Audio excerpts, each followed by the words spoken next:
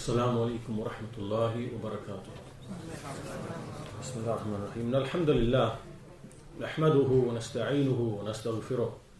Wa na'udhu billahi min shururi anfusina wa min sayyiati a'malina.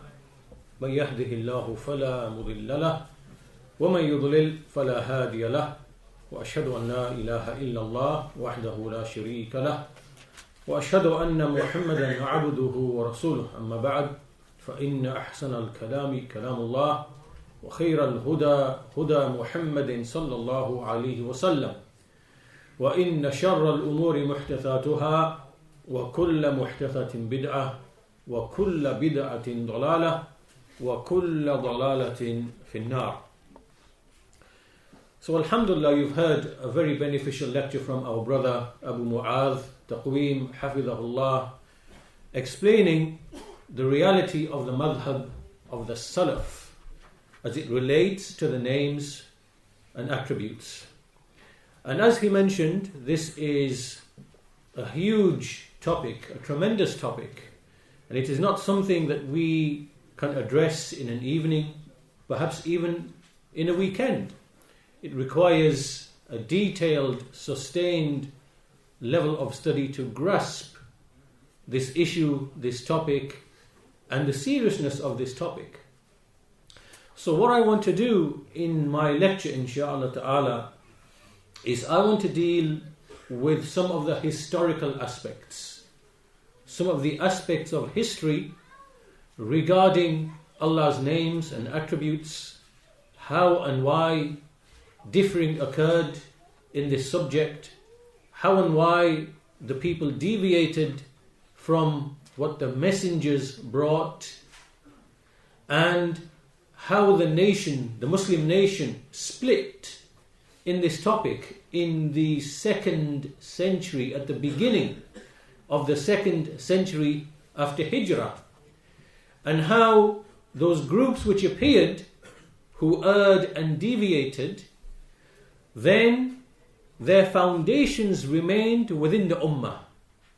Their foundations remained within the Ummah. And there came people after them who inherited those foundations. And they carried those foundations through every century up until this time of ours. We see there are present today, as you see, the Ash'ariyyahs and the Maturidiyyahs. And, there is conflict and controversy and differing with these groups. So we want to try and understand how and why all of this arose. Where did it come from? And to give you a parable, it's useful to give a parable or an example to help to put the idea into your mind. It is a bit like this. If you imagine you are given a jigsaw puzzle, imagine you are given a jigsaw puzzle of 1,000 pieces. And so someone puts them in a bag and gives it to you. And so you have to take the pieces out and look at the pieces and try to figure out what is going on. Do you think it will be easy for you? Answer? Okay. Maybe you might do it after a very, very, very long time. Allah knows best. But if someone shows you the picture, if you have the picture, the entire picture of the jigsaw puzzle, then you can take individual pieces and you can say, well, this one, I know it goes in this area here. There's a bit of sky in this area, there's a blue piece, maybe that will go here. And there's a bit of greenery here, so I can take that piece, these pieces, I know that they fit in this place here. Right? And then there's a bit of greenish blue, that's maybe a river or a sea or an ocean, I'll take these pieces and put them here. So when you see the picture, then you know where each piece, generally you know where it will go, and also then specifically you know where it will fit. Is that clear to you? Is that clear to you? So the analogy, the parable, the analogy is that in this topic of Allah's names and attributes, unless you have a bird's eye view looking down into history and what happened in this Muslim nation and the various groups which appeared and why they appeared and what they said and why they said, unless you understand all of that and why and how the Salaf responded to them and how they responded back, right? Unless you understand all of that, then in this topic you will not really have good grounding.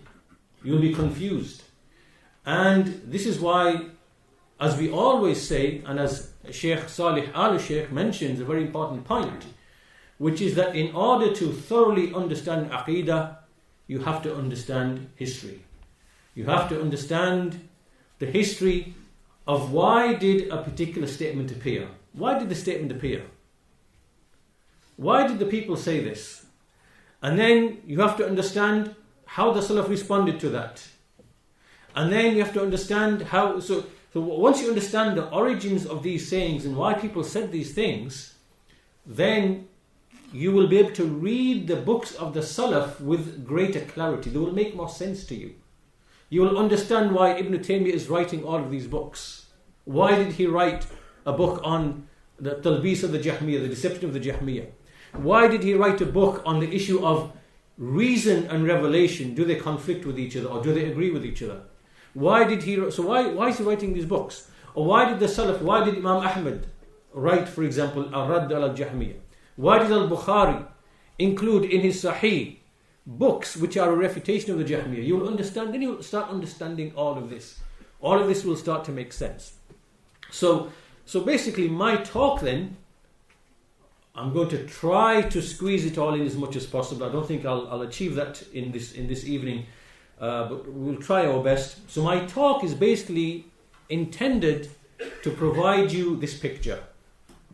To provide you this picture of the jigsaw puzzle, so you can have a framework. Then you know, well, okay, the Maturidi, I know where he fits in. He fits in here, right?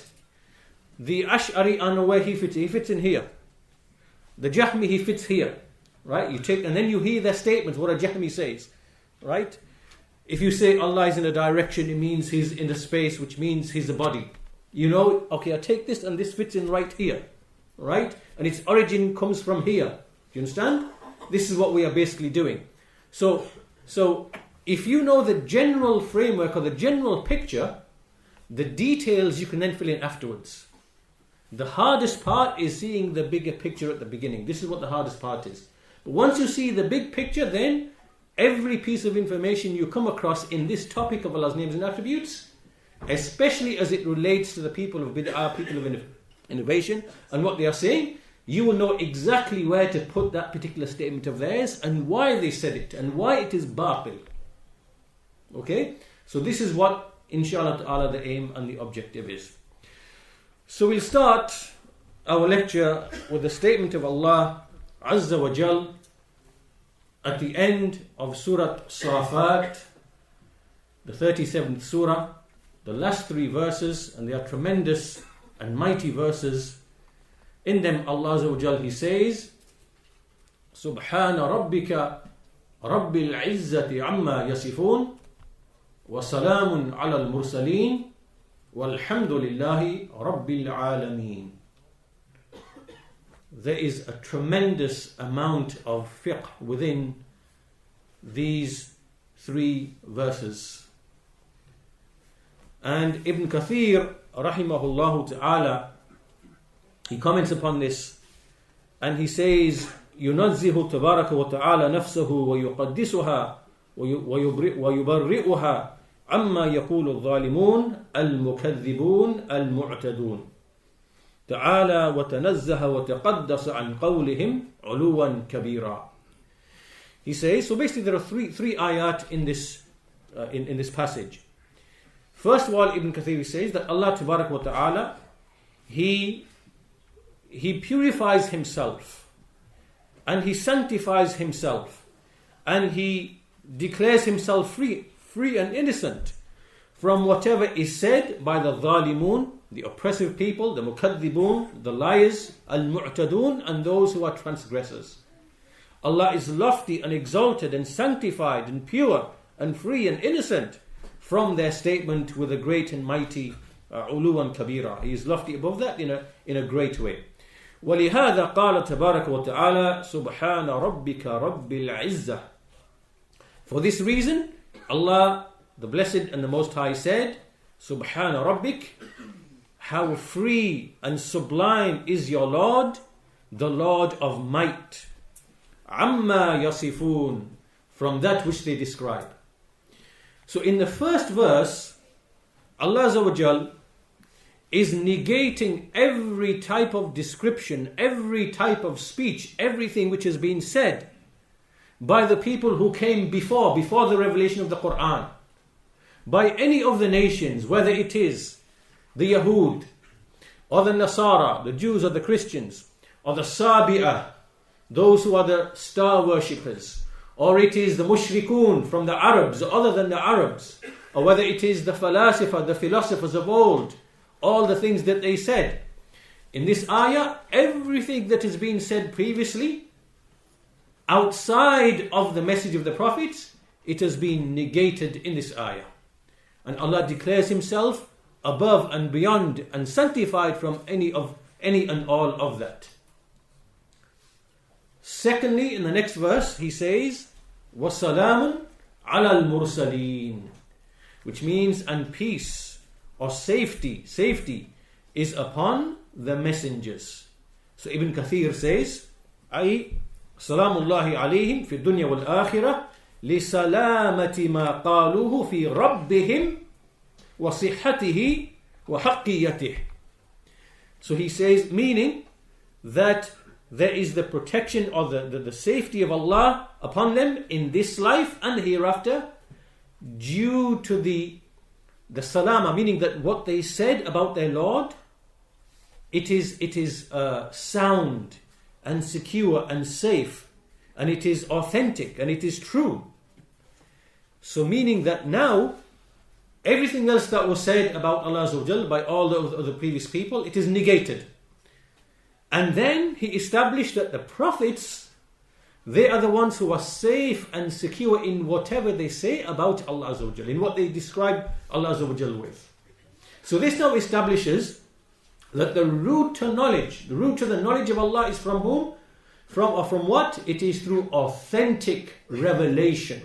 Authentic revelation. And in this case, it is only the Quran. Because now the Quran has, the previous books they are invalidated, they are abrogated because of the distortion and so on and so forth. And the only route to knowledge is revelation, which is the Quran, which we can call naqal. Naqal means transmission. Right? Or another way is as-sam'. As-sam' means that which we hear. That which we hear of revelation. So the Quran is naqal, it is transmission from the Messenger of Allah, from Allah Azza wa Jal. And as-sam', another word for it, which means that which we hear, meaning of revelation. So this is the only route to acquiring knowledge of Allah Azza wa Jal. And this is why Allah Azza wa Jal declared the messengers to have salam, to have salama. Then thirdly He said, Walhamdulillahi Rabbil Alameen. And all praise is due to Allah, the Lord of the worlds. Meaning, Lahul Hamd fil ula wal akhirah fi kulli halin. Meaning, to Him belongs the praise in the beginning and in the hereafter, in every situation or in every state. And since notice in this passage, Allah Azza wa Jal mentioned two things: at-tasbih, subhana rabbik, and alhamd. Walhamdulillahi Rabbil Alameen. These two words together, they indicate two things. First of all, Allah is free of all deficiencies. Subhana Rabbik. Subhana Rabbik. How free and innocent and remote and sanctified and sublime is your Lord from every type of deficiency. This is Subhana Rabbik. And in the third verse, Walhamdulillahi Rabbil Alameen, Alhamd is given to attributes of perfection. So in the third verse, Allah Azza wa Jal affirms for Himself the attributes of perfection. Think about this ayah now. And the scholars actually discuss this ayah in their works along the lines that I'm mentioning. That you see in this ayah, in this passage, there are a number of things. First of all, that Allah Azza wa Jal, when we describe Him and speak of Him, it is through two methods. We negate from Him all deficiencies. We negate from Him all false speech. And secondly, we affirm for Him all of His perfect names and attributes. And how do we do that? Only by way of the messengers and what they bring of ilm which is knowledge, and Nur, which is light, and Huda, which is guidance, and Tibyan, which is clarity, and so on and so forth, which are descriptions of the Quran and descriptions of the guidance that was brought by the prophets and by the prophets and the messengers. So, is this first point clear to everybody? Clear to everybody? Because we need to. There's a lot to take in, inshallah, and a lot to follow. Okay. So once this is clear now, the next thing we want to do then is we need to distinguish between two groups of people. We need to distinguish between two groups of people. So we're going to put one group of people here on the right and another group of people here on the left. Right? So the first group of people on this side, on the right, on my right, we will say that they are the prophets and messengers. The prophets and messengers of Allah Azza wa Jal. What do they bring? What do they bring? What do they have? What do they have? Wahi. Perfect. Wahi. They have wahi from Allah Azza wa Jal. And since Allah Azza wa Jal has mentioned to us in His book, وَمَا خَلَقْتُ الْجِنَّ وَالْإِنسَ إِلَّا لِيَعْبُدُونَ, I have not created men and jinn except that they may worship me. And He also said, يَا أَيُّهَا النَّاسُ اعْبُدُوا رَبَّكُمْ الَّذِي خَلَقَكُمْ وَالَّذِينَ مِنْ قَبْلِكُمْ لَعَلَّكُمْ تَتَّقُونَ. O mankind, worship your Lord, who created you and those who came before you, in order that you may acquire piety. And every messenger said to his people, يَا قَوْمِ اعْبُدُوا اللَّهِ مَا لَكُمْ مِنْ إِلَهٍ غَيْرُهُ. O my people, worship Allah. You have no other deity besides Him. So since creation is for the purpose of us worshipping Allah, then that worship of Allah can only be actualized upon authentic knowledge regarding Allah. And that authentic knowledge regarding Allah can only come by way of wahi. Wahi. And this is because even though Allah has put within each person the fitrah is something by which we know that there must be a creator. There must be a creator. And the fitrah is something that compels us, it makes us want to worship this creator. But we only have a very general knowledge of Allah by way of the fitrah. We know He exists, we know He is the creator, and maybe we can figure out some basic attributes that He has knowledge, He has life and things like this. But this cannot give us this does not amount to a detailed knowledge about Allah Azza wa Jal. And therefore it is the prophets and the messengers in what they convey of revelation which tells us what to believe about Allah. What are the names? What are His names? What are His attributes? What are His actions? And what can we not describe Him? What is He innocent of? What is He free of? What is He? What does He deny from Himself? And this knowledge is only something which comes from the prophets and messengers. Is this clear? Now we will move to the next thing. The prophets and messengers, the messengers of Allah, have three qualities. They have three qualities, and make note of these qualities. First of all, they are أعلم الناس. أعلم الناس بالله تبارك وتعالى.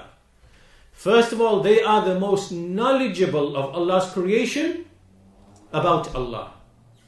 Is this true or not? Is there anyone more knowledgeable than the prophets and messengers about Allah? No. Secondly, they are أفسح الناس.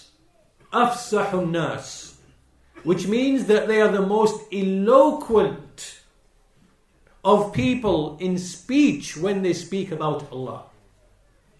When Allah Azza wa Jal revealed, for example, the Tawrat to Musa alayhi salam, was there anything more eloquent in speech than the Tawrat? Answer? No.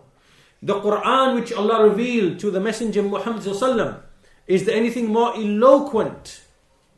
Is there anyone more eloquent than Muhammad sallallahu alaihi wasallam amongst the Arabs of the Arabic language and of the Quran? No. So the prophets and messengers are afsahun nas. They are the most eloquent of people because it is revelation from Allah. And thirdly, they are ansahun nas. Ansahun nas. They are the most eager and desirous of people of wanting good to the people to whom they are conveying the knowledge. Right? They are sincere in wanting to guide the people. Is this not the case? Is there anyone more concerned and more zealous for the guidance of this ummah than Muhammad sallallahu alaihi wasallam? Is there anyone more zealous and more desirous of guidance than the Messenger of Allah sallallahu alaihi wasallam? No. So these then are the three qualities. These are the qualities of the prophets and messengers of Allah. The reason why I am mentioning all of this is because when we come later on to look at the statements of the people of misguidance, you will see that the reality of their statements, the reality of their principles, when you peel all the layers of the onion, you peel one layer, there's another one, then you peel that one, there's another one, then you peel that one, you come right to the middle and to the core, you will see that what they are really saying is that the messengers were ignorant. Ajhalun nas. And they are saying that the messengers of Allah were not the most eloquent of people. And they are saying that they were not the most desirous of guidance for the people to whom they were sent. This is the reality of what they are saying. Once you pierce through all of the smoke and the mist and the layers which are on top of their statements and words, this is the reality of what they will be saying. And this will become clear as we proceed further and further. So, this now leads us to discuss another two things. We are still speaking about the prophets and messengers, right?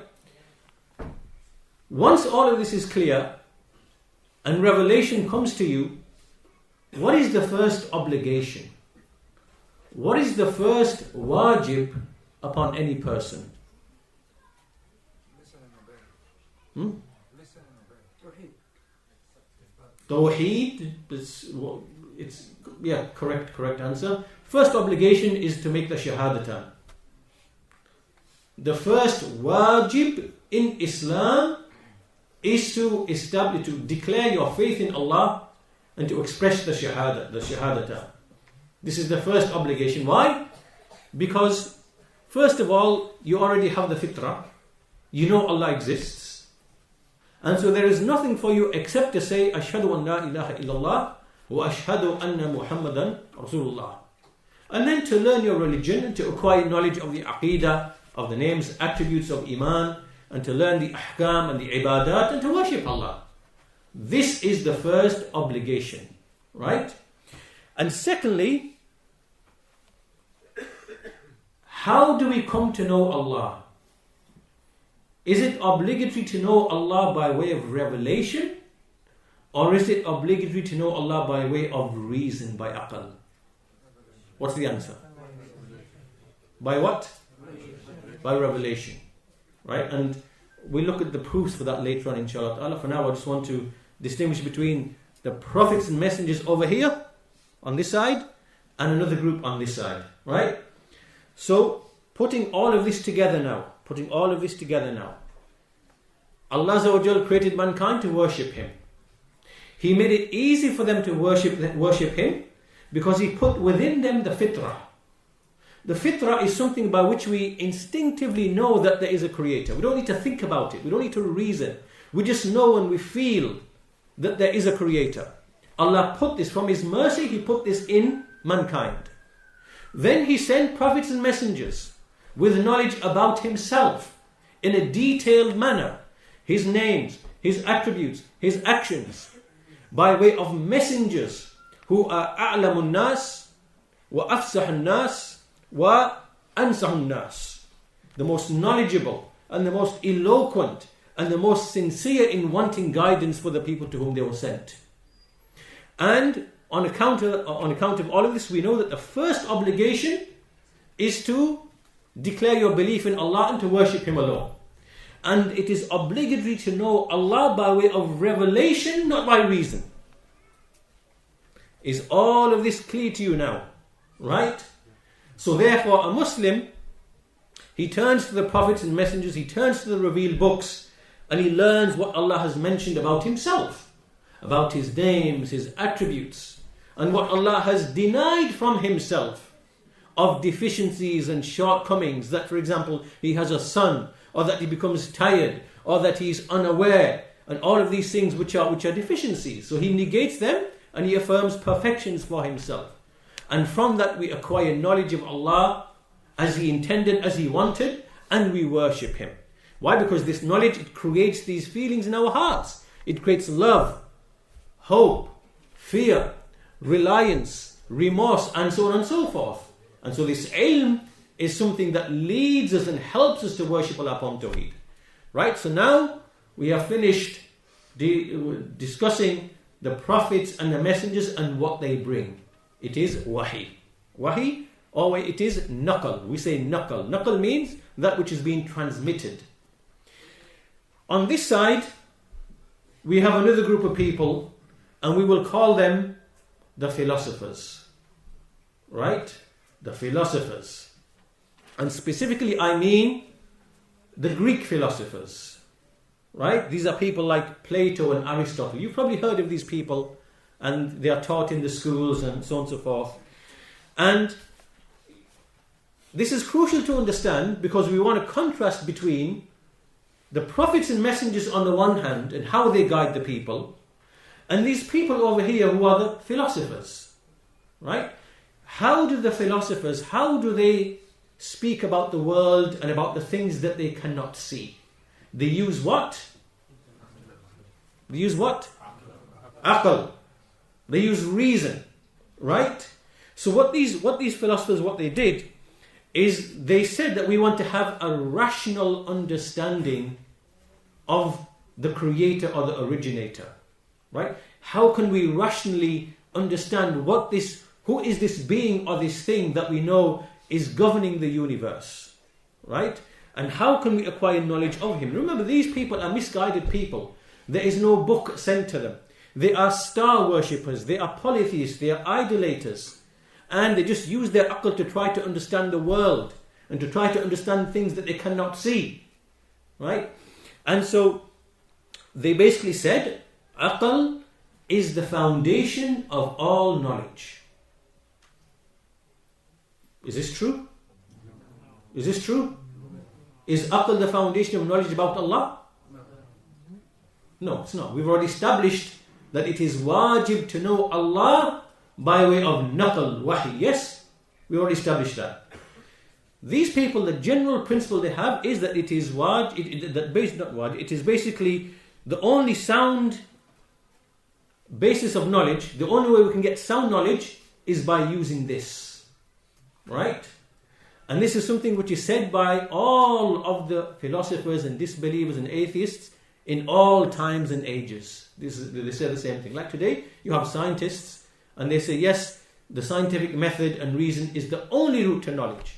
Is this correct? No. Batil. False. It's not correct. But this is the basic principle. This is the basic principle that they said.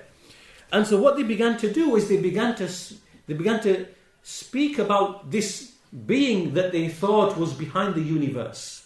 Right? And they started writing books called Physics and Metaphysics. Physics is things that we can see, and metaphysics is things that we can't see, and what is their nature and so on and so forth. So to cut a long story short, I'm going to summarize it. I'm going to mention to you how they described this being that they thought was behind the universe. I'm going to give you the summary of what they said. And pay attention to these words. So they said, and all of this is known and established. It's not subject to dispute. It's not something that I'm making up. It's rigorously studied. Their books are there. They are translated. There's academic papers on this. This is all known and understood.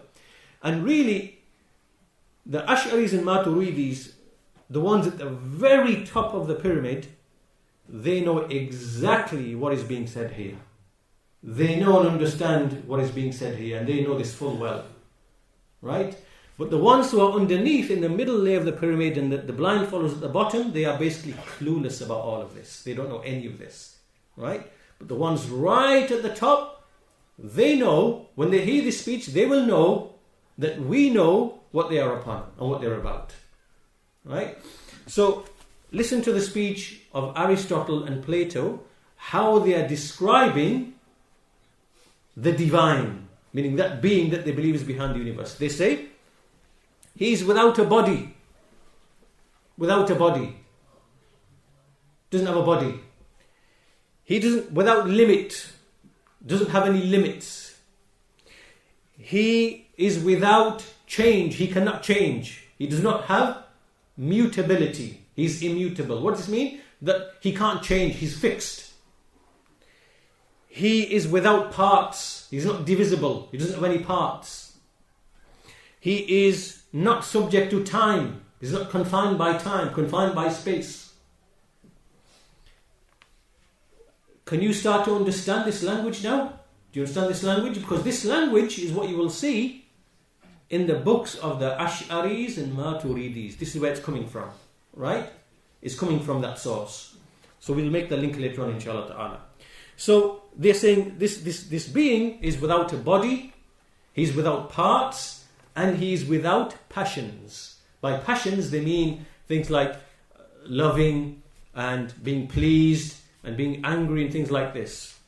So basically, these Greek philosophers, this is their language in terms of how they described the being that they thought was behind the universe. Right? He's not confined by space, not confined by time, he's not a body, he's not divisible, he's not this, he doesn't have any attributes, we can't think of an attribute in our mind for him. Do you understand? All of this, basically, if you think about it, they are rejecting any description for Allah, and they are saying that really it's just something that you think of in your mind, that He is one. Right? Without any names, without any attributes, and so this is the type of language that these people basically spoke of. Now this is in the 4th century before Isa alayhi salam. Right? 4 centuries before Isa alayhi salam. Aristotle, Plato were in that basic period of time.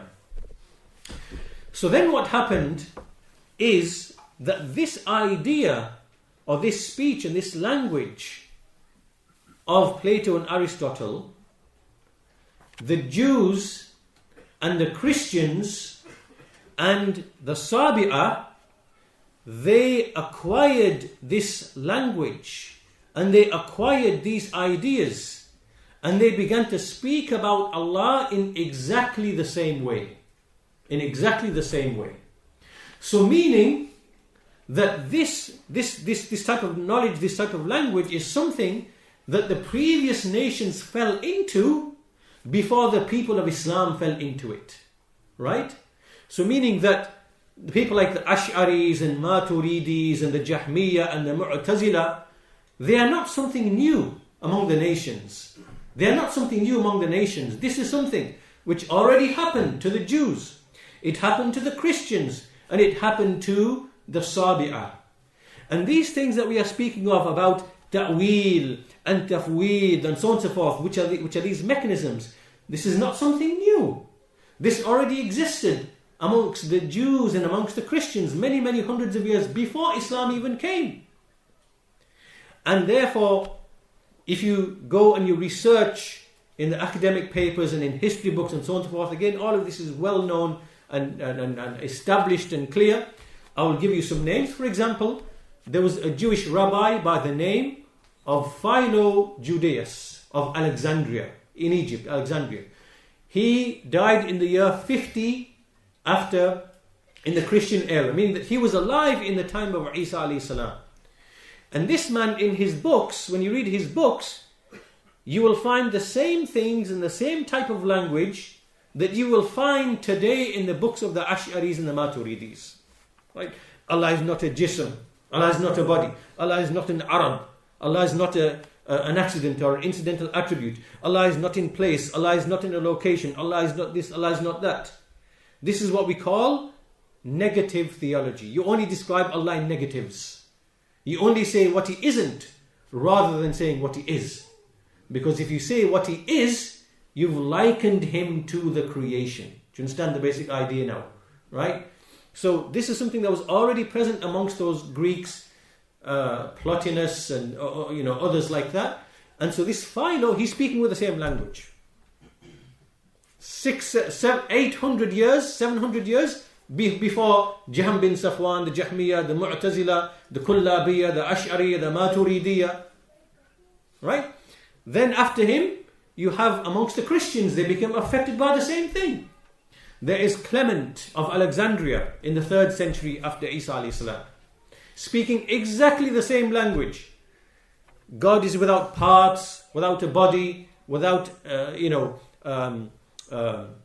is not divisible, is not mutable, and so on and so forth. The same type of language. Not a jism, not an Arab, is not subject to hawadith. All of this philosophical babble, philosophical nonsense that they took from the Greek philosophers. Right? So if you read his works, then you go and read, for example, the books of these Ash'ariyyahs and Maturidis, it's exactly the same language. Then you have after him a person called St. Augustine of Hippo, I believe, the place where he's from. Exactly the same thing. He's basically in the 5th century. This is only now 3 centuries before Islam. Exactly the same type of language. Right? And this is because they were affected by those Greek philosophers who said we use reason to decide what the creator is and what he isn't. And then on the basis, and they are obviously just misguided polytheists and idol worshippers who are speaking upon ignorance, then the Jews took that, and the Christians took that, and the Sabi'ah, they took that as well. The Sabi'ah are basically people to whom Ibrahim al-Islam was sent, but they remained in those lands for centuries and centuries and centuries, and they were still present when Islam came. And they were present in the Muslim lands. So, now the point is, can you see the difference between what's over here? What's over here? It is wahi. Yes? Wahi through the prophets and messengers. What's over here? Huh? What is it built upon? Jahl. Jahl. The whisperings of the shayateen. Right? Speculation. Right? And all of this nonsense. Right? That was taken then by the nations. By the Yahud. By the Nasara. By the Sabi'ah. And this now was present amongst the people when Islam came. Is that clear to you? That these ideas were present. It's not something new. It was already there. And one of the famous Christian theologians was a man by the name of John of Damascus. He was present in the time of Islam. Right? John of Damascus in Damascus. After 100 Hijrah. And this man had exactly the same speech. What you hear from the Jahmiyyah and the Mu'tazila and the Ash'ariyyahs and the Maturidis. With respect to Allah's names and attributes, the same type of language, exactly the same. So the point being now, here we have the revelation, which the Messenger has come with, and then we have those misguided polytheist idol worshippers and star worshippers, and what they came out with of that language. Then you have these nations who are affected by it, and they are now present. They are now present amongst the Muslims. Did you know that Yahudi who poisoned the Messenger of Allah sallallahu alaihi wasallam, what's his name? What's his name? Labid bin al-A'sam al-Yahudi, the one who poisoned the Messenger of Allah sallallahu alaihi wasallam. He was a learned scholar, and you know what he said? He said the Torah is created. The Torah is created. He said this before the Mu'tazila came and said the Quran is created. Why did he say this? He said it on the basis of that same Greek philosophical baggage and babble that the Jahmiyyah and the Mu'tazila acquired, and which then the Ash'aris and Maturidis then took after that they took the same thing. Right? So now maybe you've got a clearer picture now, you've got a clearer idea of what's going on. Right? The Messenger of Allah has come with revelation from Allah Azza wa Jal. And in the Quran there is Ithbat and Nafi. Ithbat is whatever Allah affirms for himself of names. Ar-Rahman, Ar-Rahim, Al-Malik, Al-Quddus, and so on and so forth. And attributes, his knowledge, his will, his power, his qudra, his face, his mercy, and so on and so forth. And then he negates from it, and likewise his actions of creating and ascending above the throne, and so on and so forth. And likewise he negates from himself all imperfections. This is the knowledge that we take from Allah Azza wa Jal about himself. Then there's this other stuff floating around, which is all built upon jahl and hawa and the whisperings of the shayateen. And there are people surrounding the Muslim nation who are basically speaking with this type of language. And that's why we said to you, the verse that we mentioned at the very beginning, Subhana Rabbik, Rabbil Izzati Amma Yasifun, wa Salamun ala al-Mursaleen, walhamdulillahi Rabbil Alameen.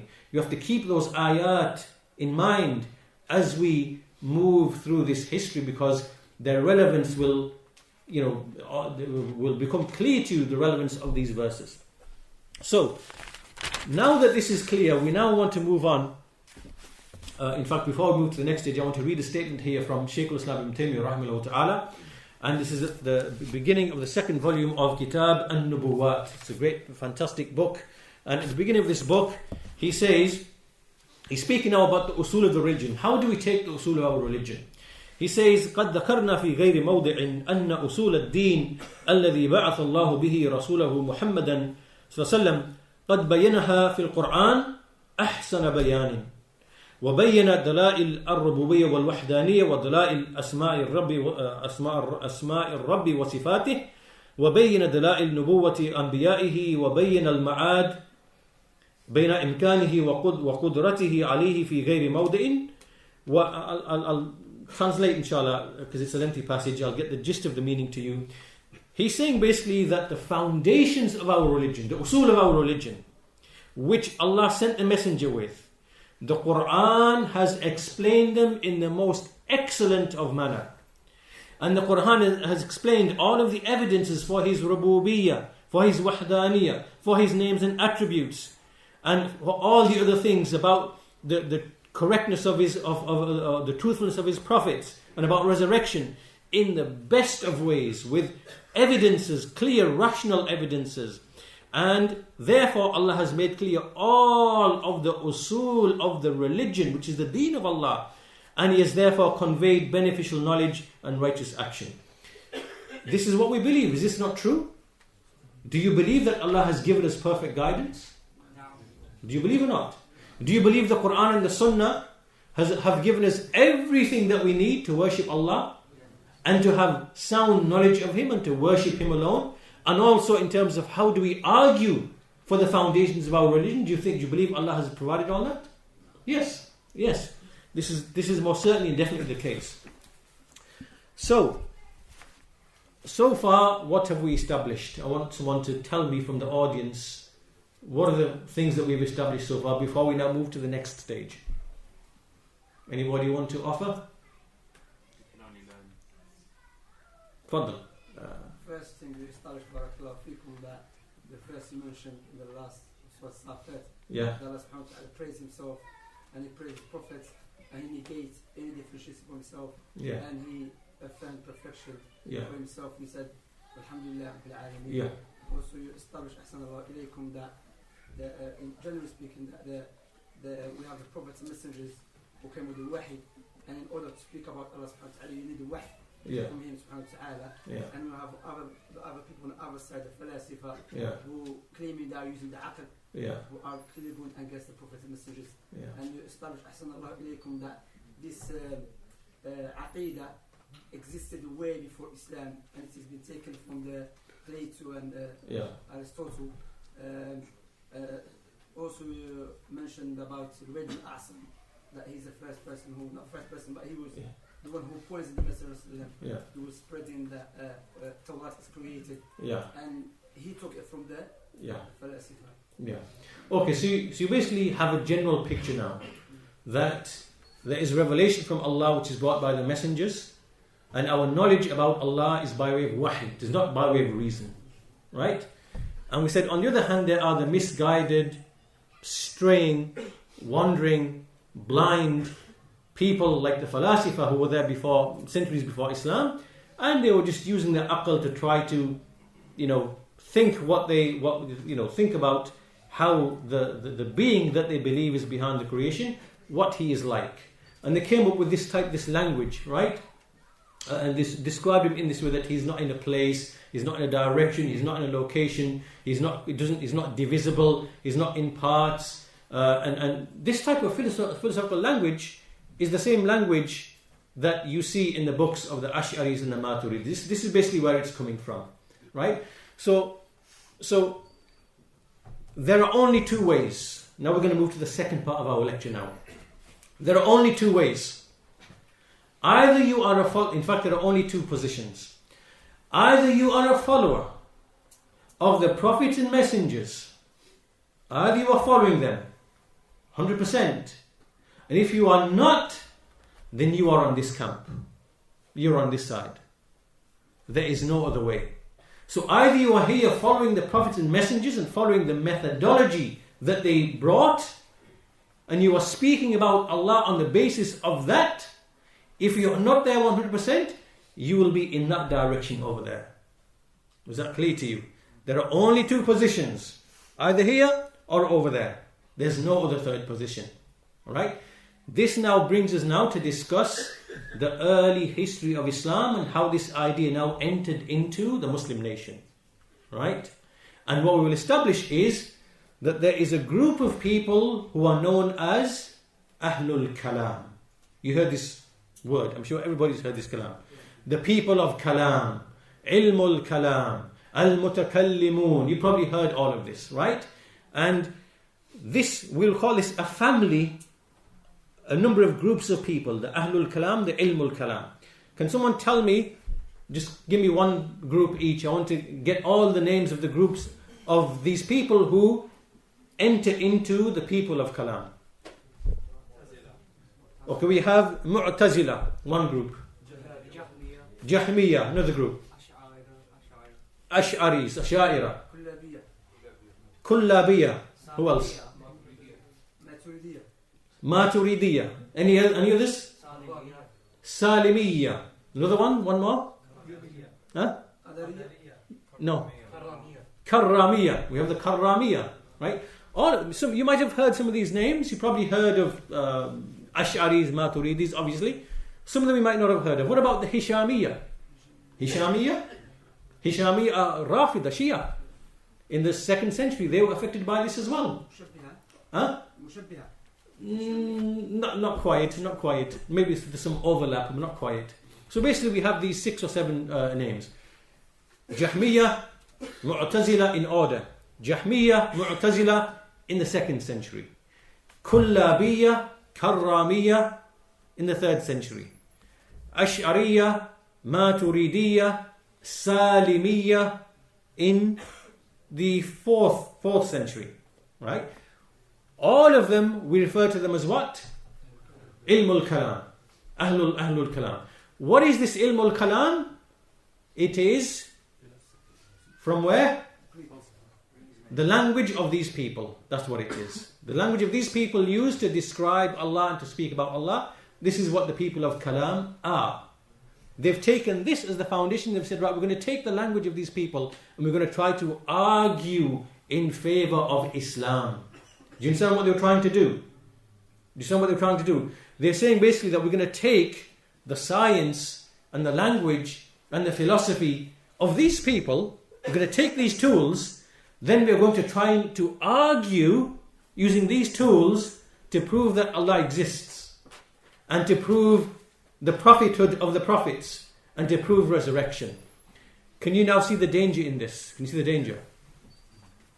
Can you see the danger in this? You're going to take the tools, the language, the conceptual baggage of these people, accepting that it has sound foundations. Then you're going to take it, then you're going to try to prove Islam by way of it. This is the basic idea between the people of Kalam. This is what the basic idea was. This is what they were trying to do. Jahm bin Safwan, the Mu'tazila, the Kullabiyyah, the Ash'ariyyah, the Maturidiyyah. This is basically what they were trying to do. Right?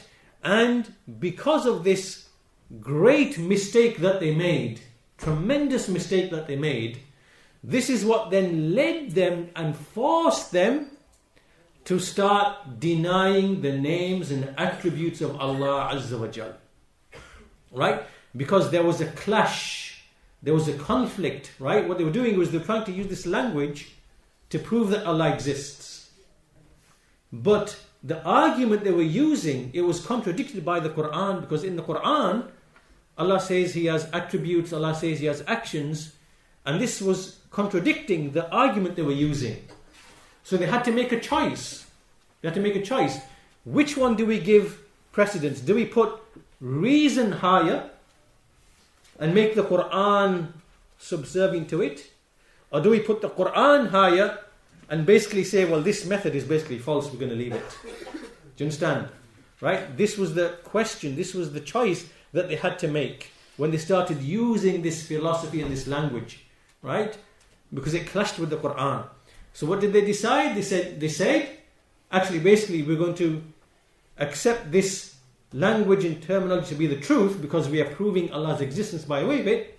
And as for the Quran, well, what we're going to do is we're going to look at the Quran and we're going to basically explain away the verses. So any verses which contradict, we're going to basically make ta'wil of them, and this is where the origin of ta'wil comes from. This is why they wanted to make ta'wil of the verses of the Quran, because it conflicted with the argument they were using, the argument they developed, which they took from the language of the philosophers. Right? This is why today you see the Jahmi or the Mu'tazili is, making ta'wil of the book of Allah. Oh yes, it is Ar-Rahmanu ala al-arshi istawa. No, it doesn't mean that. It means something else. Why is he doing this? What's making him do this? There's a reason. Obviously there's a reason behind it. What's the reason? It's because this baggage he's picked up, right? He's using this baggage to make a rational proof to show Allah exists. But in order for this proof to be correct, it means that what is in the Quran, that Allah has attributes, Allah has actions, it can't really be reconciled with this. So we have to do one of two things. Either say the argument is wrong, or say that the Quran, there must be something in the Quran. We have to basically, these verses, it is tajseem and tashbih, and it makes Allah like to be like a body. So we have to now deal with these verses. How do we deal with these verses? This is where ta'wil comes from. And later on, this is where tafweed comes from. Later after that as well. Right? They had loads of different mechanisms to try and play with the Quran, play with the Sunnah. Right? This is basically what's going on. So what we're going to do now is try to, in a quick as manner as possible, explain the origin of these groups. Right? So first of all, let's start with Jahm bin Safwan. This is now in the 2nd century after Hijrah. In the 1st century, we know that there were some major groups which appeared: the Khawarij, the Rafidah, the Qadariyah, and the Murji'ah. Right? These are the 4 groups which appeared in the 1st century of Islam. The first 4 deviated groups. Right? So we passed that point. We're now coming into the 2nd century. At the beginning of the 2nd century. In this time period, there are individuals who are basically mixing with the Yahud, with the Nasara, with the Sabi'ah, traveling to these places. This is Al-Ja'ad bin Dirham, and Al-Jahm bin Safwan, who was a student of Al-Ja'ad bin Dirham. They are going, they are arguing, they are debating, right? And this method of arguing and debating about the religion, this is not from our deen. Our deen is submission to the texts. Whatever Allah said, whatever His Messenger said, what the Sahaba were agreed upon, ijma'. We submit to that. This is how we acquire our religion. Our religion is not by debating, arguing, disputation, controversy. Right? This is not from our way. So these people, these individuals, were people who were basically engrossed in this argumentation, debating, and so on and so forth. And they would go and debate with the Yahud, with the Nasara, with the Sabi'ah. They would travel to different places like Harran and Damascus and so on and so forth. Right? And they would debate. And as a result of this debating, they picked up this baggage. Al-Ja'ad bin Dirham, he picked up this baggage. This baggage about speaking about Allah, with this language. Allah is not in a place, not in a location, not in a direction, He can't be seen, He can't be perceived, not divisible, not changeable, not mutable, all this nonsense, philosophical baggage, right? He picked this up from the people around him.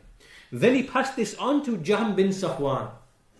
And Jahm bin Safwan, when he acquired this, this is when, in the time of the Salaf, time of Ayyub as-Sakhtiyani, and the early, the Imams of the Salaf, they were present in this time. And then Jahm bin Safwan and his followers, he started developing a group of followers. And these followers, they had interactions with the people of the Sunnah. And there are many, many statements, I have maybe 10 or so statements from Ayyub as-Sakhtiyani and many others from the Salaf around this time.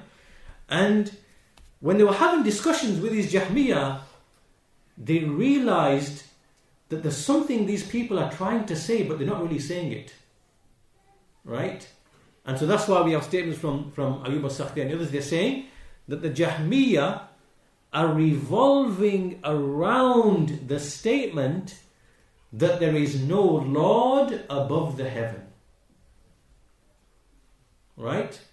The Salaf already became aware and wise to what is going on. That these people have picked up something, some language, some baggage, something, and they are saying things, and it seems from what we're hearing from them that what they're really trying to say is that there is no Lord above the heaven.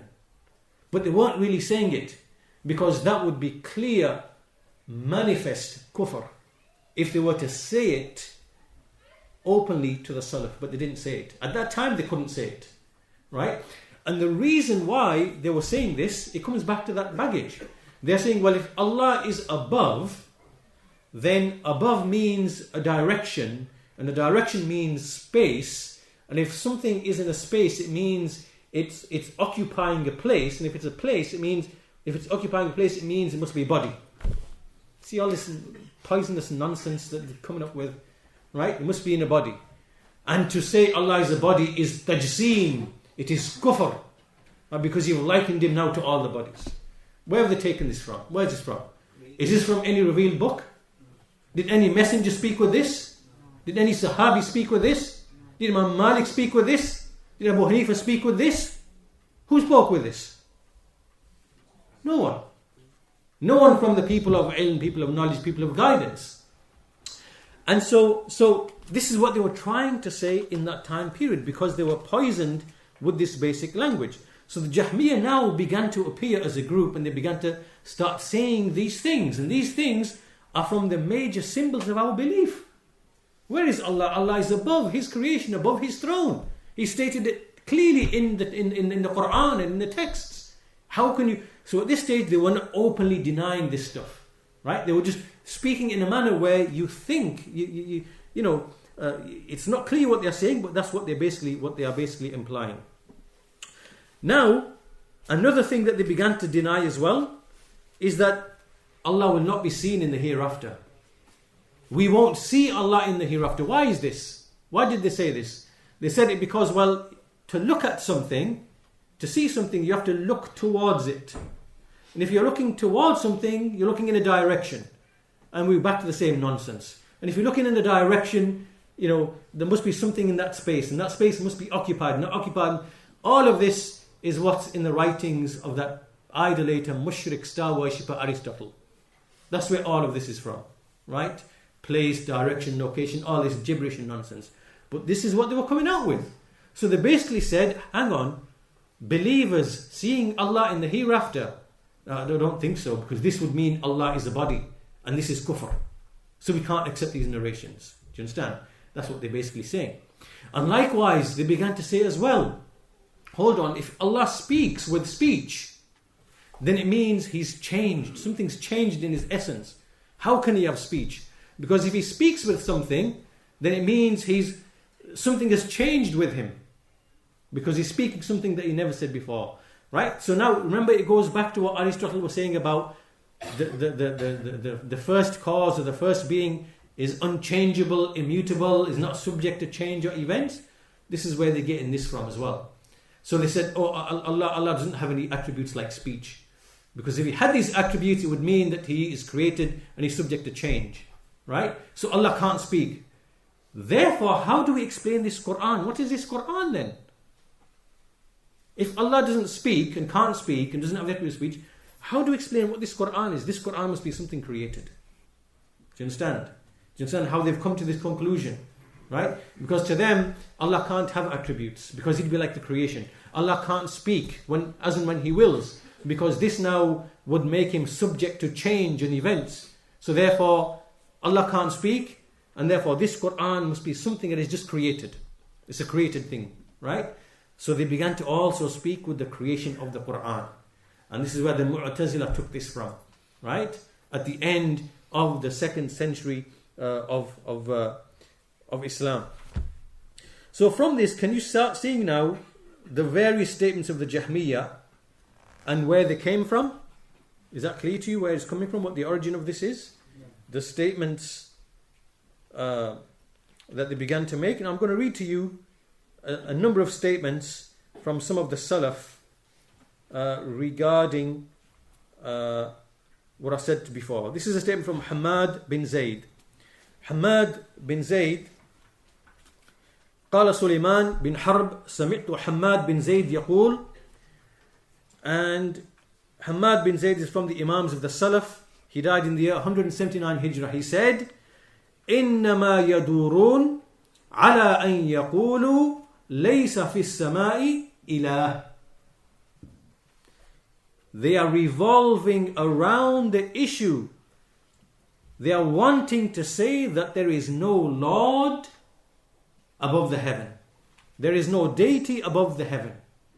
Ayyub as-Sakhtiyani died 131 after Hijrah. He said, as is narrated from Hamad bin Zayd, سمعت أيوب السختياني وذكر المعتزلة وقال إنما مدار القوم على أن يقولوا ليس في السماء شيء. He said, I heard Ayyub as-Sakhtiyani say, and he mentioned the Mu'tazila. And he said, the Mu'tazila were mentioned, and he said, Ayyub as-Sakhtiyani, indeed these people are revolving around the issue of wanting to say that there is no deity, there is nothing above the heaven. There is nothing above the heaven. And likewise you have the statement, similarly, of there's loads of statements. Asim bin Ali, the Shaykh of Imam al-Bukhari, Jarir ad-Dabbi, he said, قال يحيى بن المغيرة سمعت جرير بن عبد الحميد يقول كلام الجهمية أوله عسل وآخره سم وإنما يحاولون أن يقولوا ليس في السماء إله. So he said, this Imam from the Salaf, he died at the 188 Hijrah, and he's from the Muhaddithin of the location Ar-Ray.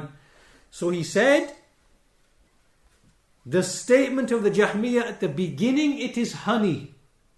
At the beginning it is like honey. And at the end of it, it is poison. Indeed, they are trying to say that there is no deity above the heaven. Right? So our Salaf knew and understood this. Right? When he says the speech of the Jahmiyyah, its beginning is like honey. And this is why when you hear the speech of the Ash'aris and Maturidis, right? When you listen to it, it sounds like honey.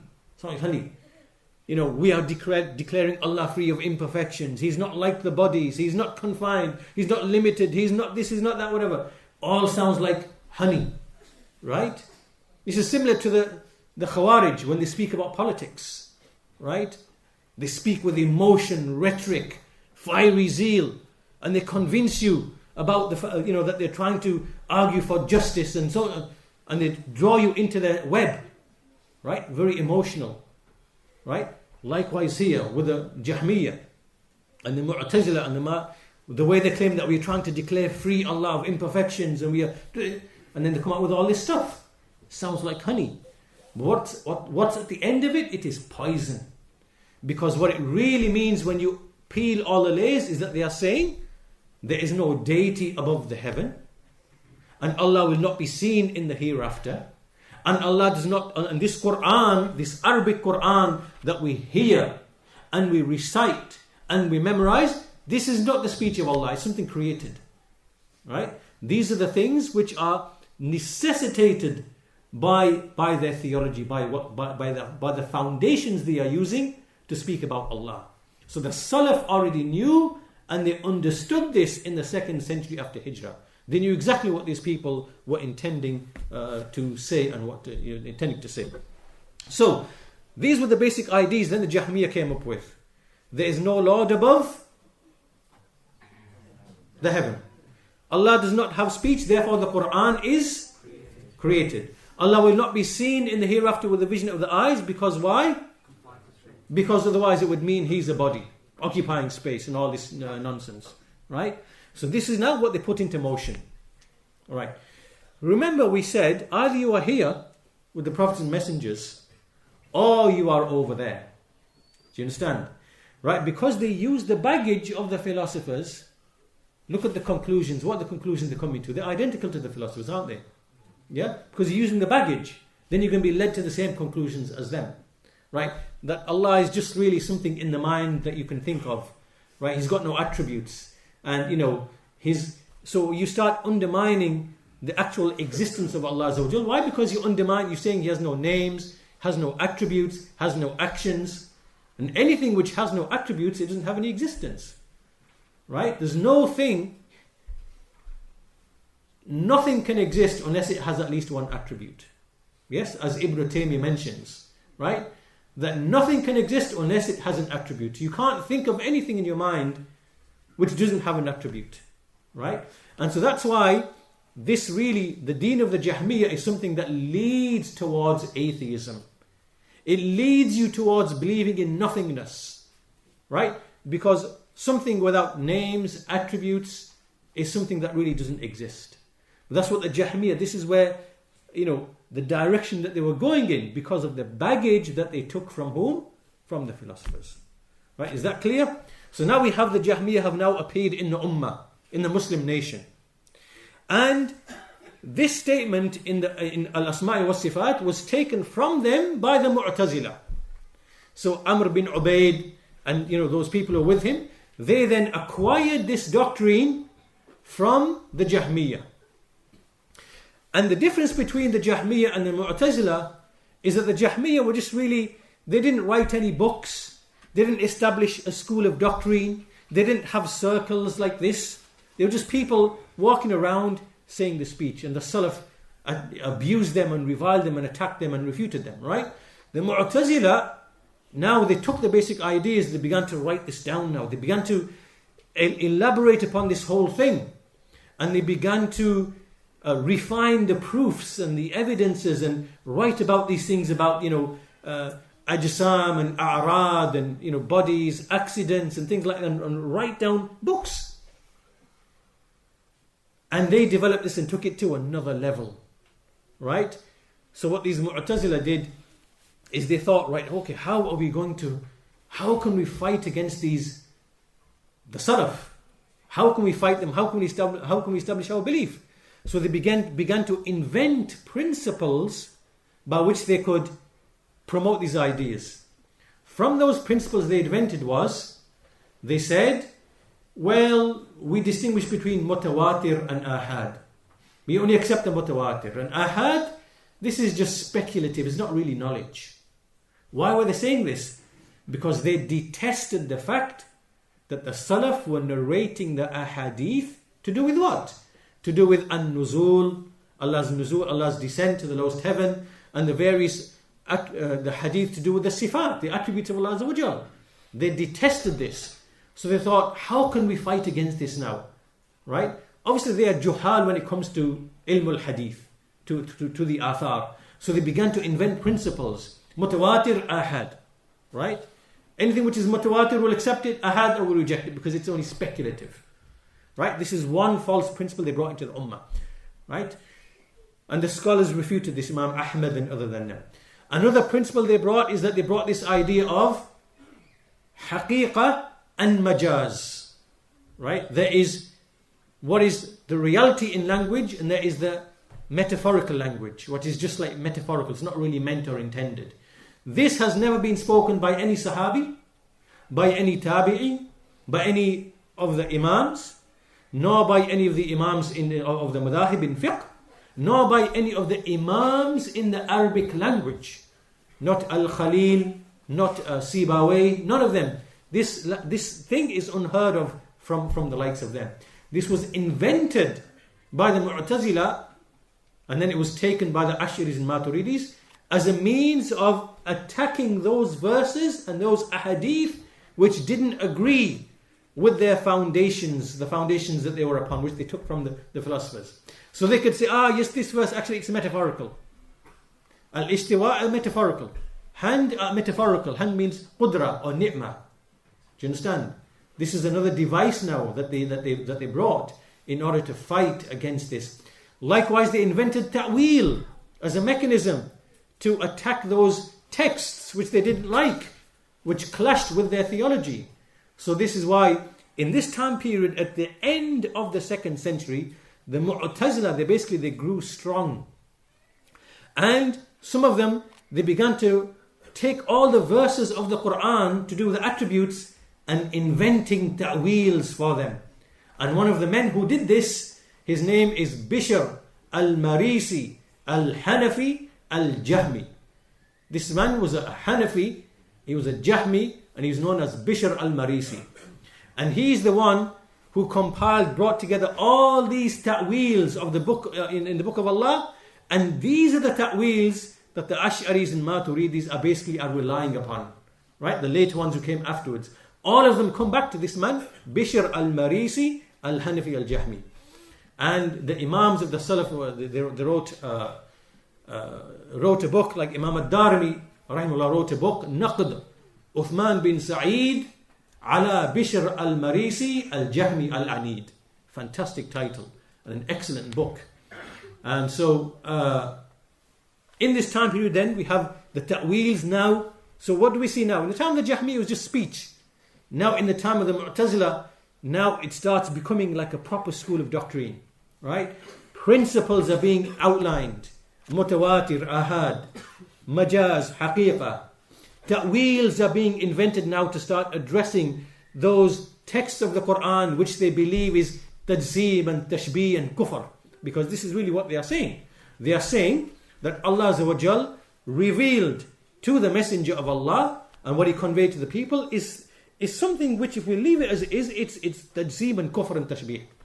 So we have to make ta'wil of these verses so that the people are misguided. Can you see the evil they've come to now? It's as if the Quran now is something that will misguide people and direct them to kufr and tajzeeb and tashbih. This is the twisted minds that these people developed. Why? Because they took the baggage from over here. And they didn't suffice with what the prophets and the messengers came with. Right? That's why they fell into this tremendous mistake. So now, this school is developing and it's becoming an actual school of doctrine. Something that books are written for. Something for which schools are established. So these people, they gained strength. Then also the books of the Greeks were translated in this time period. Right? And then from those books of the Greeks, they gained more intellectual power. Right? And they would develop their doctrine even further. And this now, we're coming now to the beginning of the 2nd century, and where this great mihna, the great trial took place. When the leaders, the caliphs of the time, because they'd become influenced and convinced by the Mu'tazila, they basically said that anyone who says the Quran is the speech of Allah is a kafir and a mushrik. Why? Because if he says Allah has speech, he's made Allah to be like a body. So he's a mushrik. And so they put all of the scholars of Islam, the scholars of the Sunnah, to trial. They brought them in chains from the various parts of the Muslim nation and put them to trial. They said, what do you say about the Quran? And anyone who said it is the speech of Allah uncreated, they chopped off his neck. And so many scholars were slaughtered like this. Many scholars, actually out of fear, they actually, to save their lives, they actually said, yes, the Quran is created. Although they didn't believe it. So they expressed something which is disbelief, but the hearts didn't believe it to save their lives, right? And so this is a tremendous trial that took place in that period of Islam because of this deen of the Jahmiyyah.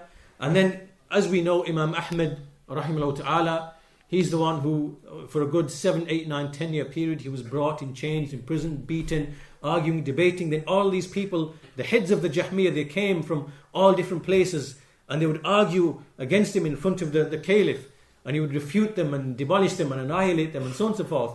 And eventually, after many, many years, Allah Azza wa Jal, He aided the Sunnah and He gave victory to the people of the Sunnah, because the Imam Ahmed, the Caliph, eventually saw that he is upon the truth. He convinced the Caliph, and then after that time, eventually the fitna of the Mu'tazila was subdued and it was finished. Right? So at this point, don't listen to the nonsense of the Ash'aris and Maturidis. Yes, we refuted the Mu'tazila. Ya Ikhwan, this is kadhib. Right? The Mu'tazila were demolished and annihilated by Imam Ahmad rahimahullah ta'ala. And after that time, the Ummah as a whole began to despise the Mu'tazila. They began to hate the Mu'tazila. The Mu'tazila were in decline because of Imam Ahmad. This is, 60 years, 70, 80 years before even Al-Ash'ari became known and began to, before he left the Mu'tazila. Right? So this is propaganda from the Ash'aris, that we argued against the Mu'tazila. No, he didn't. Imam Ahmad destroyed the Mu'tazila whilst he was in chains, and Allah gave victory to Imam Ahmad and the people of the Sunnah by way of Imam Ahmad. So now the matter would have been finished at this point. Are you okay to continue? Sorry, I've lost track of time. It's 10 o'clock. Are you okay to continue or what? Yes or no? Okay. Afwan. I got carried away in the flow of the things. So now the matter would have been finished, right? Victory to the people of the Sunnah, right? Victory to those who aided the prophets and messengers, who is Imam Ahmad. The matter would have been dead and finished. But then what happened? Something else. Allah's qada wal qadar. What happened now is now another group of people who come along, and they basically also people who are into argumentation. So they now decide, we're going to argue with the Mu'tazila. We're going to argue with them. Right? This is a group of people who are present in the time of Imam Ahmad. Right? They are Ibn Kullab, Al-Harith Al-Muhasibi, and before that Hussein Al-Karabisi. Right? These are names of people who had some knowledge. But they began to argue with the Mu'tazila. And because these people were not grounded in knowledge, they weren't grounded in the Sunnah, they made some mistakes. They were unable to answer some of the doubts of the Mu'tazila. They couldn't argue the doubts of the Mu'tazila. Right? So the issue that was under discussion was to do with the Quran, and was to do with, the Mu'tazila basically said, and this is something that's discussed by Imam as-Sijizi rahimahullah in one of his books, and he discusses what happened. So I'm going to summarize it really in very, very quickly for shortage of time. Basically, well, before we move on to this, let's just make things clear. What do the philosophers say? They say that the Creator is just something that you just think of oneness in the mind. Think of the idea of oneness. No names, no attributes, no nothing. It's just like an idea in the mind. Yes? Is that clear? That's what they're saying basically, right? The Jahmiyyah, what they are saying Allah has no names, no attributes. We can't describe Him with anything, because if we do, we made Him like the creation. Basically, it's the same as what the philosophers are saying, yeah? Is that clear? What did the Mu'tazila do? The Mu'tazila, they came along, they said, well actually, Allah has names, but we can't accept any attributes. Right? But really this is a trick on their behalf, because when they say Allah has names, this was really only a way to protect themselves, because in the Quran clearly we can see that Allah has said that He's Ar-Rahman, Ar-Rahim, Al-Malik, Al-Qudus, As-Salam, and so on and so forth. So to protect themselves from the people of the Sunnah, they said, yes, we believe in the names. But really they didn't. They said, yes, we believe Allah is Ar-Rahim, but not with mercy. Does that make sense? Can you say someone, yes, this man is generous, and yet he's not generous as a quality? Does that make sense? Does it make sense to say Allah is Ar-Rahim, yet He has no attribute of mercy? Can you say Allah is Al-Alim, but not without ilm? Does that make sense? No. This was the trick that the Mu'tazila were playing in order to protect themselves. And this is what you'll find with the people of Kalam all the time. Ash'aris, Maturidiyyah, they're always playing these word games to protect themselves. Right? So Jahmiyyah, we don't accept anything. Mu'tazila, we accept the names, but really they don't. And we don't accept any attributes. Because if you say Allah has attributes, basically now you've made him to be in parts. Allah is composed. Because Allah's knowledge is one part, Allah's mercy is another part, Allah's wisdom is another part. Right? And basically you're saying Allah is made of parts. Allah is murakkab. This is tarkeeb, composition. All this is philosophical baggage from the philosophers. This is what they were saying. Right? So they denied all the attributes. So Ibn Kullab, Al-Harith al-Muhasibi, and people like that, they came along and they were debating with the Mu'tazila. And there was a specific argument that they couldn't refute. Why? Because they weren't grounded in the Sunnah. And this argument basically was, they said, look at this Quran. In this Quran we see that there are verses, and these verses are in order. Alhamdulillahi Rabbil Alameen, Ar-Rahmanir Rahim, Maliki Yawmiddin. And if you say that this is Allah's speech, then there's the alif, and then the lam comes afterwards, and then the ha comes afterwards, then the mim comes afterwards, and the dal comes afterwards. Doesn't this mean like succession? Doesn't this mean like a sequence? And doesn't it mean that Allah is then somehow, He's subject to events because things are in all this nonsense, stupidity, foolishness. But Ibn Kullab and these people, they couldn't answer this doubt. They couldn't answer this shubha. So then they thought, how on earth can we answer this thing if Allah is like confined by time and the sequence and things like that?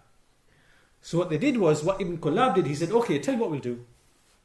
We'll accept all of those attributes in which are permanent with Allah, right?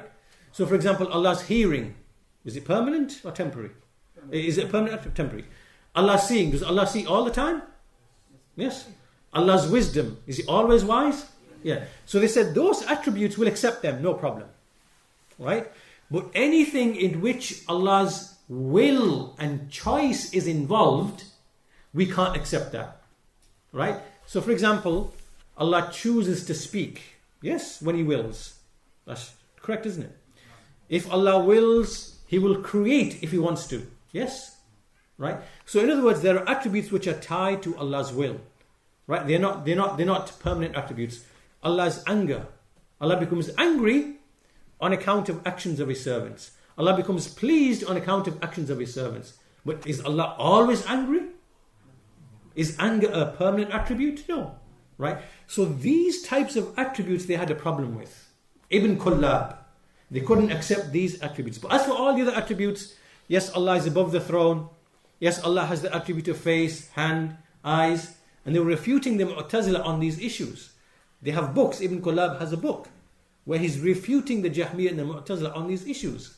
Right? So he accepted Allah is above the throne, accepted Allah's names, accepted most of Allah's attributes. Was just this one issue of where anything which is connected to Allah's will, which He chooses to do, and which is not something which is permanent, it's not a permanent attribute, then said we can't accept those things. Right? And for that reason, he was stuck on the issue of the Quran. He was stuck on the issue of the Quran. So therefore, he invented something new which no one said before him. He said, the Quran therefore is only kalam nafsi. The Quran, this Quran is the Arabic Quran. This is not Allah's speech. This is only an expression of Allah's speech. But the speech which is with Allah, it is kalam nafsi. It is just something that exists with Allah in His, within His self. Anyway, he invented this new saying. Now, from this new saying was the idea that there are two Qur'ans. There's the Qur'an which is with Allah, which is eternal, right?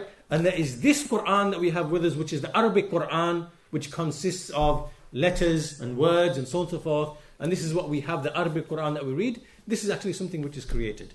Right? This statement was never there before. It was never there before. Before, when the Salaf were refuting the Mu'tazila, this statement never existed. It was innovated by Ibn Kullab. Why? Because he was just arguing an argumentation which is not from the way of the Salaf. And he wasn't grounded in knowledge like the great scholars. And so he fell prey to their doubts. And therefore he invented this saying. Right? So this now is the way of the Kullabiyyah. The Kullabiyyah. The Kullabiyyah, they accepted all of the names, all of the attributes, most of the attributes, but these specific types of attributes which are connected to Allah's will, Allah's choice, Allah's mashi'ah, they denied those attributes, and then they try to give explanations for them. So this now is Ibn Kullab. Yeah. Sorry, so he's the one who started the ta'bir. Yeah. Ibara is an ibara. That's right. Yeah. Okay, so now this now is Ibn Kullab, and there's a group known as the Kullabiyyah. Right? Kullabiyyah. They're present now in some of the lands.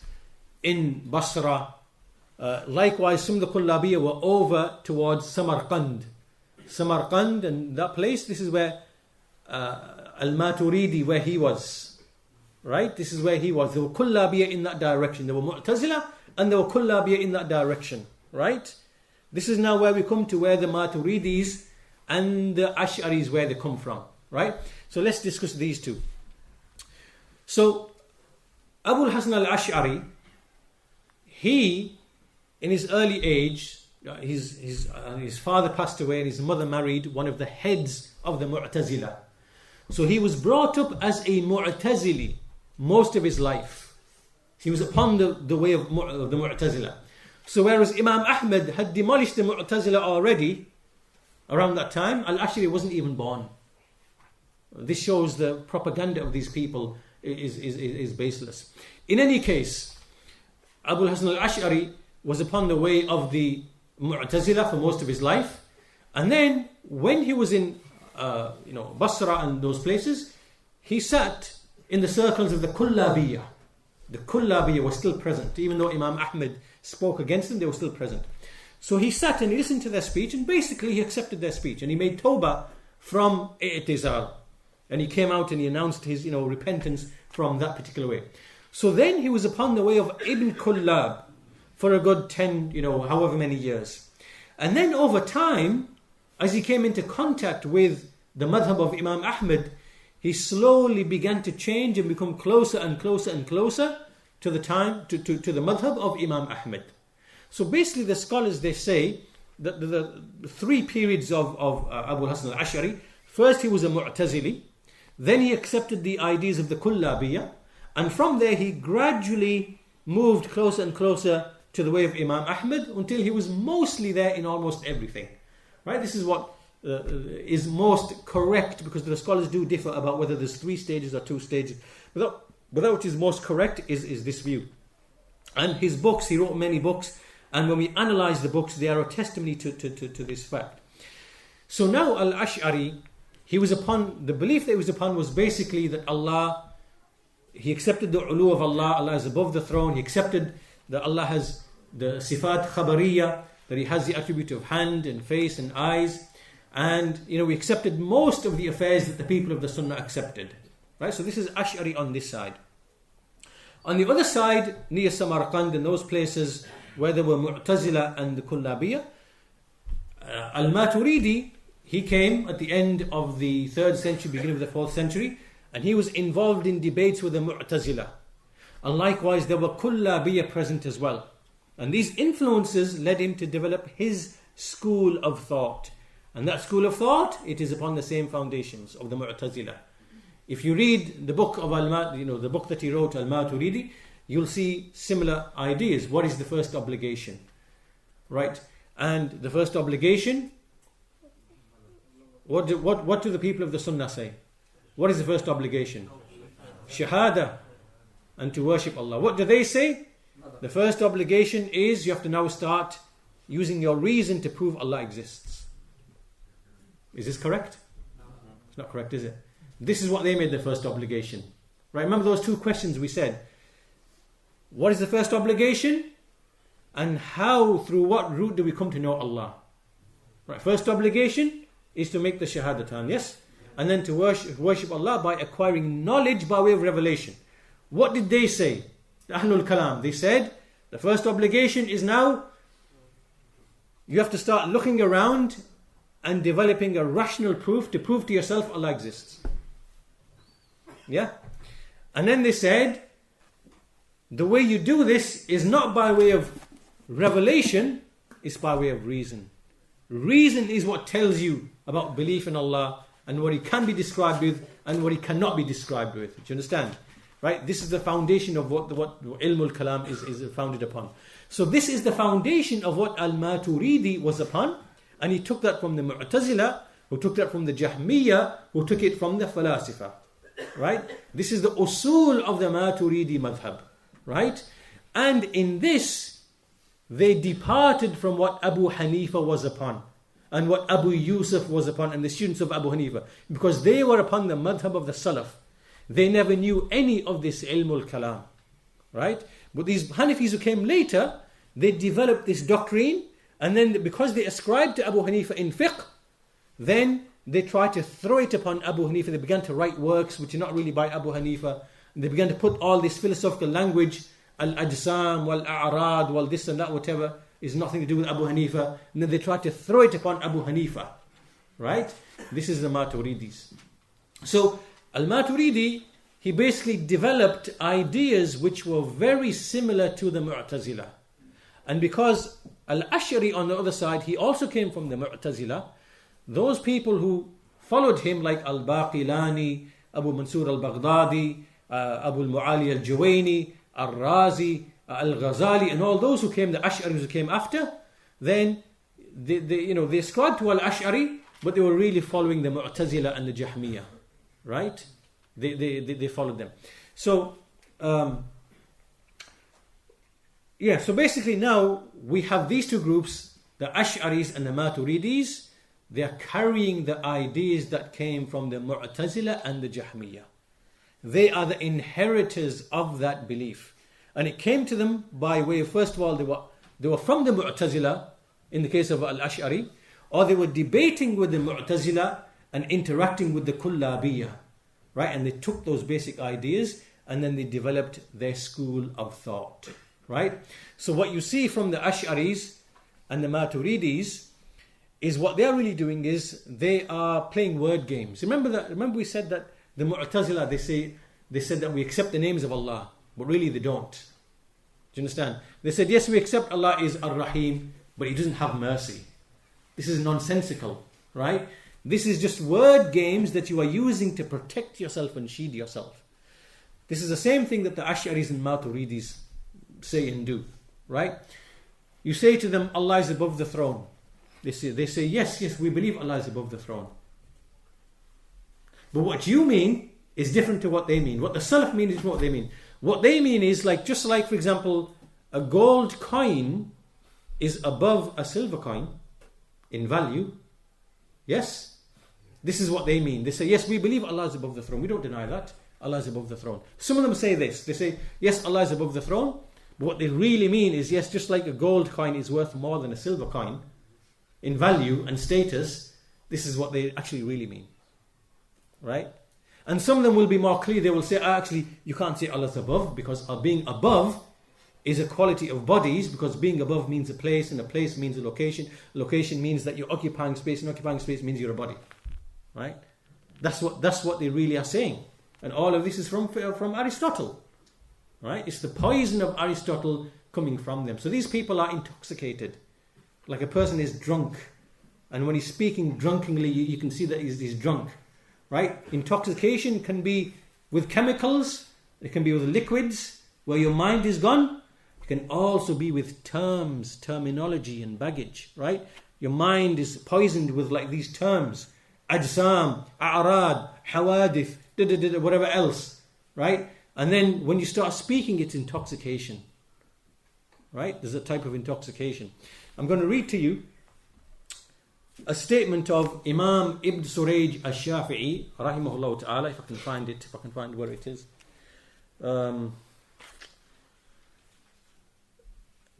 Here we are. Ibn Surayj al-Shafi'i, in the year 306 Hijrah. Listen to these amazing words. It's quoted by Abu Ismail al-Harawi in Ahlul-Kalam, likewise by Ibn Taymiyyah in Bayan Talbis al-Jahmiyyah. Now we are contrasting between the Tawheed of the messengers and the Tawheed of who? And those who followed their way, right? So we have the philosophers and we have the Ahlul-Kalam who are basically in that direction, yes? Is that clear to you? He says, and you want to write this down, توحيد أهل العلم وجماعة المسلمين أشهد أن لا إله إلا الله وأن محمدا رسول الله. Is that clear?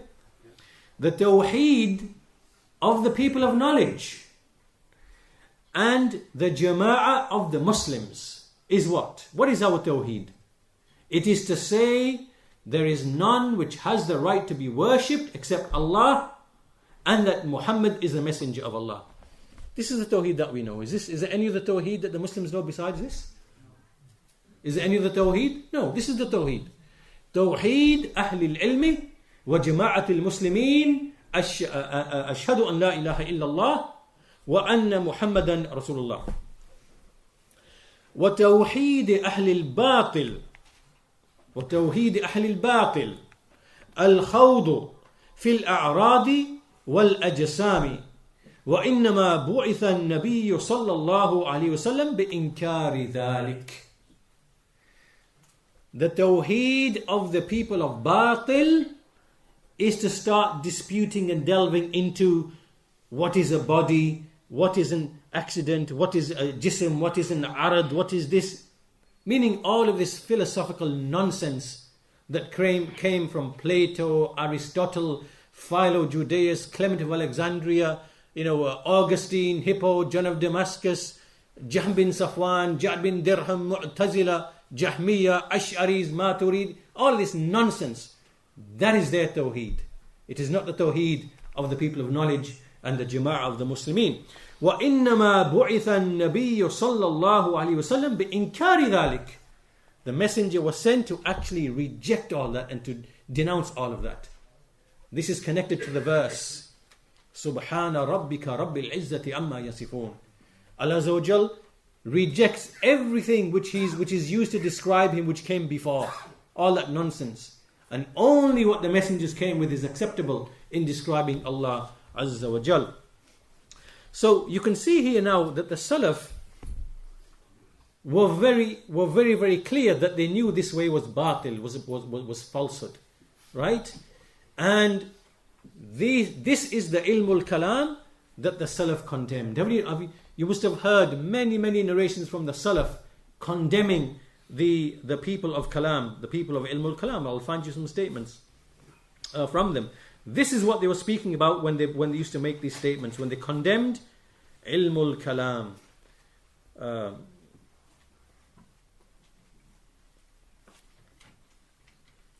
So for example,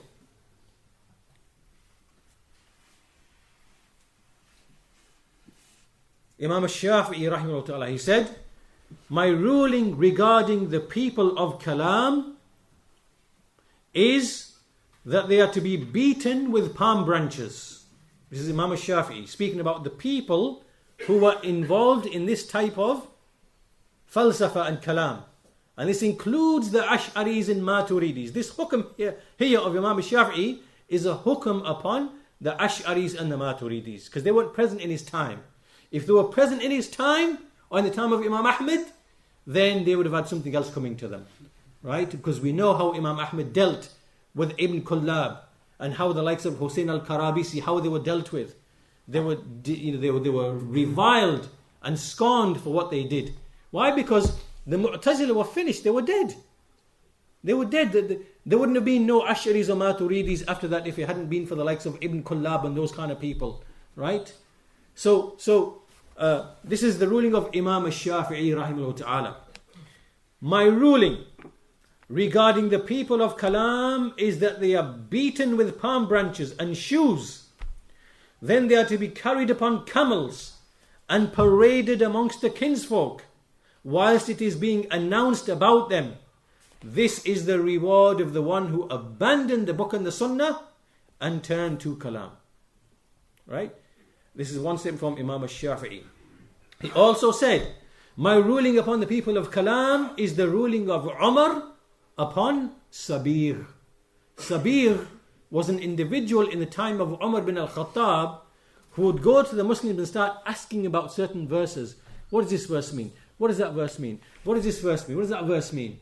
Right? So Umar summoned him, brought him, took some palm branches, beat him on the head so hard that Sabiq said, wait a minute, stop, part of my head's gone, right? And then, he basically exiled him and whatever else, because he was asking questions he shouldn't be about the book of Allah Azza wa Jal. So Ash-Shafi'i said, 100 and how many years afterwards, my ruling upon these people of Kalam is the ruling of Umar upon Sabiq.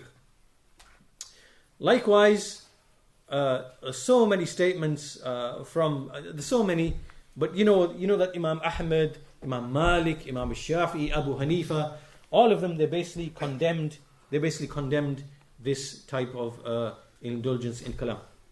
So, where have we got to? We basically discussed the Jahmiyyah and the Mu'tazila in the 2nd century. We then moved to Ibn Kullab in the 3rd century, who is now a bridge. He's a bridge between the Mu'tazila and the Ash'aris and the Maturidis, right? And the Ash'aris and the Maturidis, they drew from the Mu'tazila and from the Kullabiyyah, and this is how their school developed, right?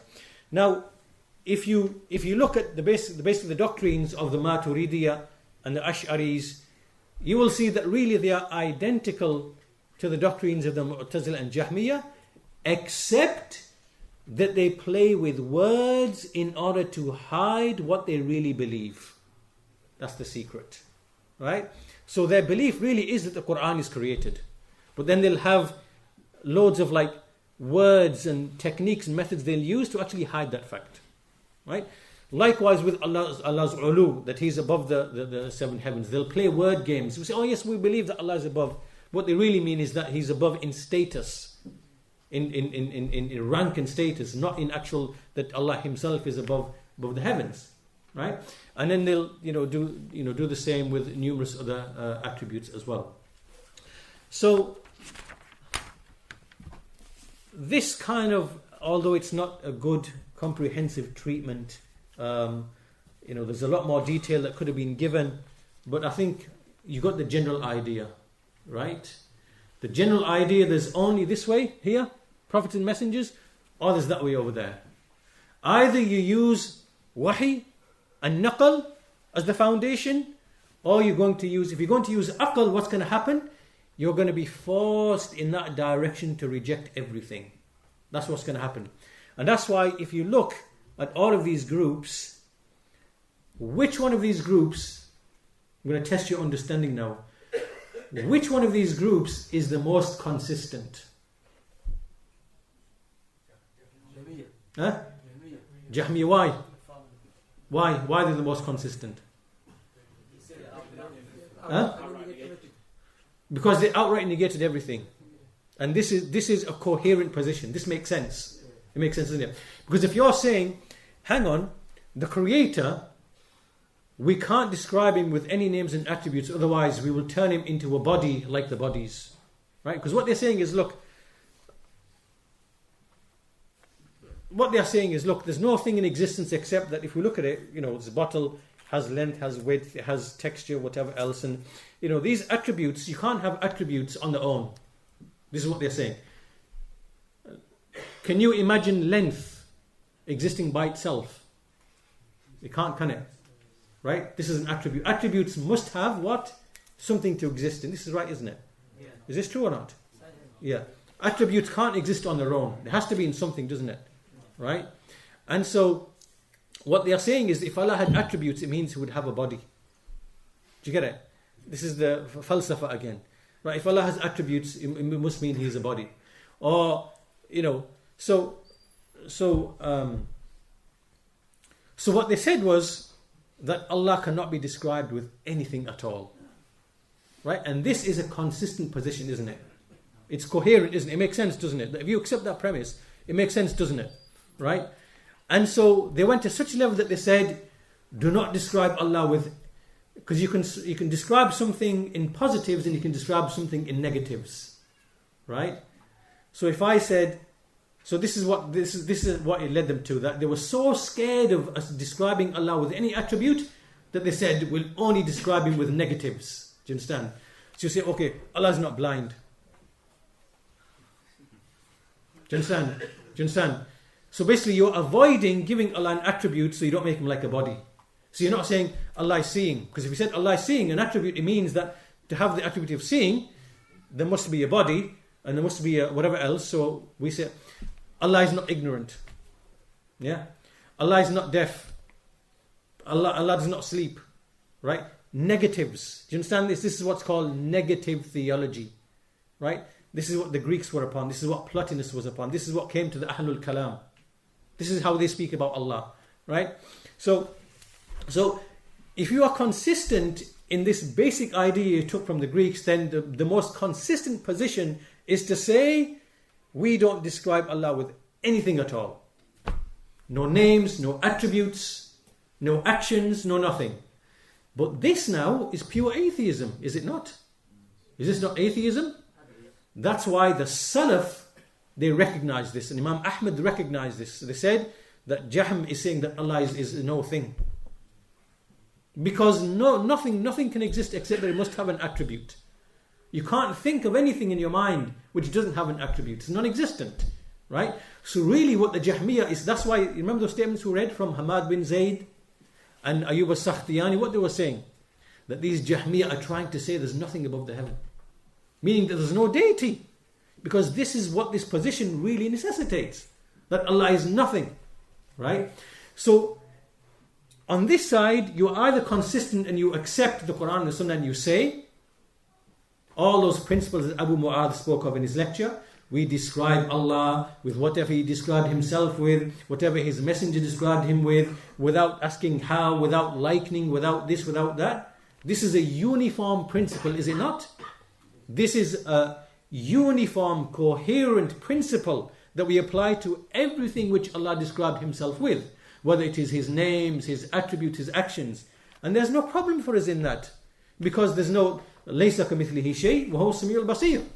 There is nothing in what Allah described Himself which necessitates resemblance. There's nothing. So Allah has knowledge unlike our knowledge. Allah has hearing unlike our hearing. Allah has seeing unlike our seeing. Allah has life unlike our life. Allah has hands unlike our hands. And we apply this to every single thing uniformly. There's no incoherence, there's no inconsistency, there's no contradiction. This is wadih to everybody. This is clear, isn't it? Is it not? Clear. But if you now are upon this, the only position is you have to take the same position as the philosophers and say that Allah or the creator or the first cause or whatever they call Him is only an existence in the mind. He only exists in your mind, because only in the mind can you think of an entity which doesn't have an attribute. Do you understand? There are some things which exist only in your mind. Like if I said to you, if I made something up, some creature, for example, an elephant which flies and, which can make a cup of tea or something, whatever else, and I made something up, totally fallacious, and I fabricated it. This exists only in my mind. It does not exist in external reality. True? True? Yes. So similarly, there are some things which you think of, but they can only exist in your mind, not in external reality. So the idea of a creator that the philosophers and the Jahmiyyah, that they came to on account of this philosophical babble and nonsense, is that His existence is an existence that you can think of only in the mind, not in external reality. Right? So really there are only two positions. There are only two positions. Either it is this over here, or it is that over there. Right? Now these people in the middle, who are the people of Kalam, right? So remember we said the Jahmiyyah are basically, they're consistent. They're over there and they're saying we don't accept any names, attributes. In the middle you've got the Mu'tazila, Kullabiyyah, Ash'ariyyah, Maturidiyyah. All of these are full of contradiction, incoherence, right?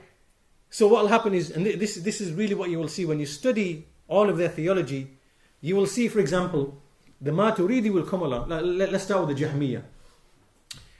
We know already that the Mu'tazila, they really believe the belief of the Jahmiyyah, but they were scared from the Muslim scholars, so they just began to claim, oh yes, we believe in the names. We believe in the names. But if you believe in the names, you have to believe in the attributes, because how can you have someone who is Al-Alim, who has no ilm, Ar-Rahim, who has no rahmah? This is impossible, right? So now they're playing word games and they're being inconsistent. This is a contradiction. This is why they were scorned and rejected and refuted by the Salaf, right? So this is a clear contradiction, is it not? How can you say, yes, I accept Allah is Ar-Rahman, Ar-Rahim? But you know what? It doesn't have the attribute of mercy, because if he had an attribute, it means his body would be composed. He would be composed. This is contradiction, nonsense. So then you have the Ash'aris and the Maturidis, and then they will turn to the Mu'tazila, and the Mu'tazila will say, look, you say Allah has mercy. You say Allah has knowledge and hearing, because even the mercy, the Ash'aris and Maturidis don't accept, basically in general they don't accept the attribute of mercy or wisdom or things like that. But the attributes they do affirm, let's stick with them. The Mu'tazila say, you say Allah has ilm, you say Allah has power, you say Allah has hearing and seeing, right? So then the Maturidis and Ash'aris will say, hold on, wait a minute. Just because there is agreement in the name does not mean that the realities are the same. Do you understand that? Yeah.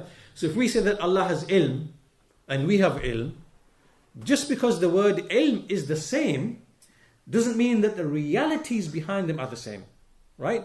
Like my ilm is not the same. Our ilm is not the same as Allah's ilm. This is clear, isn't it? So the Maturidis, this is the actual argument that al-Maturidi uses in his book to refute the Mu'tazila, right? But then, when we use the same argument against them, which is identical, we say, hold on a minute, Allah's hand, the word hand, although it's the same in wording and meaning, the reality, the haqiqah behind it is different between Allah and between us. Then they don't accept this. This now is a contradiction in argument, right? And I'll explain to you why this is. Shaykh Ibn Taymiyyah gives two beautiful examples in At-Tadmuriyah. He says, look, when he's refuting these people, let's take the soul, for example, the soul. Does anybody know the reality of the soul? Now, does anybody know? What's it made of? What's its essence made of? Does anybody know? Can anybody know? Anybody seen a soul? Okay. Can a soul hear? Can a soul hear? Yes, it can. Can a soul hear? Does a soul arise? Does a soul come down? Right. So, how does the soul hear? How does it hear? Okay. But hearing, we hear as humans in this form, and there's hearing, right? Are they the same? Just because the name is the same, is the reality the same? Yes or no? It's not, is it? Right? So look at this. This is an example within the creation. There are two created things where we can understand the meaning. We understand what it means to hear, because to hear is different to see. And to see is different to know. Right? These are clear different meanings in our minds. Right? We can distinguish them in our minds, right? Right? So, if it is possible for two created things in Allah's creation, where for one of them we know the meaning and the reality, right? So you know that the meaning and the reality here, I can see, I can hear, But for the other one, we know only the meaning but not the reality. Do you understand? Right? So we know what it means if the soul can hear, the soul arises, but we don't know the reality of it. Yeah? If that is possible for between two things in the creation, then it is even more so between the creation and between the creator. Do you understand? So for example, therefore it is even more so that the ilm which we have, we understand its meaning, and the ilm which Allah has, we understand its meaning, but the realities are totally different. You understand? So when we come along and we use that same argument against the Maturidi and the Ash'ari, which he uses against the Mu'tazili and the Jahmi, he won't accept it from us, even though he's using that same argument against the Jahmi and the Mu'tazili. Contradiction. Contradiction, right? Blatant contradiction. So the point being that all of these people, they have a complete contradiction, right? Either they should be over there, or they just go with the Jahmiyyah. That's why the Salaf said, that's why they used to call them, the Salaf used to call these people, they are the makhanith. They are the makhanith of the Jahmiyyah. Makhanith means someone who's neither male or female. Either be a man, just be a full man and join the people of the Sunnah, or be effeminate and remain with the Jahmiyyah. Don't stick in the middle playing these games and using false argumentation, contradicting yourself and using word game. Either be over there or be over here. Don't be in the middle as the makhanith of the Jahmiyyah. This is what the Salaf actually said. The scholars of Ahlul Sunnah, they say this because this is their reality. They're neither here, they're neither there. And the reality is that if you are not with the prophets and messengers, then basically you will be pulled in that direction over here with the philosophers and the Jahmiyyah. Why? Because if you were to follow the full logical sequence, you are obligated to say the same thing as the Jahmiyyah. Right? The Ash'aris, to remain consistent, really, they have to follow through all of the arguments. It would take them to what the Jahmiyyah are upon. This is how you would be truthful and consistent.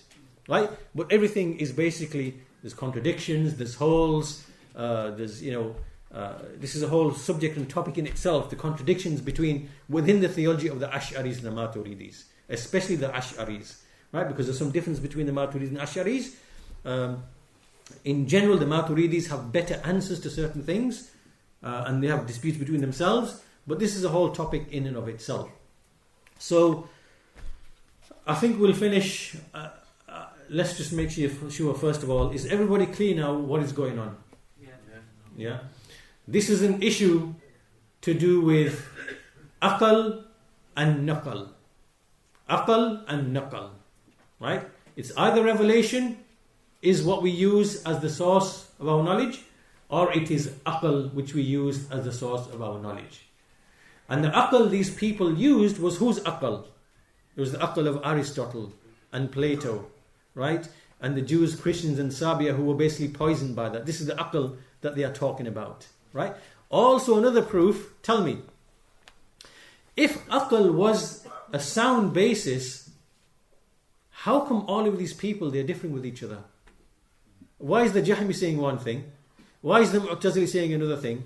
Why is the Ash'ari saying another thing? And why is the Maturidi saying another thing? Why are you all differing then? Everybody's aqls are different. Yeah. Why are you all different? Why are you fighting amongst each other? Because the Jahmi will say to the Mu'tazili, you are a mujassim, mushrik, kafir. Because you affirm names for Allah.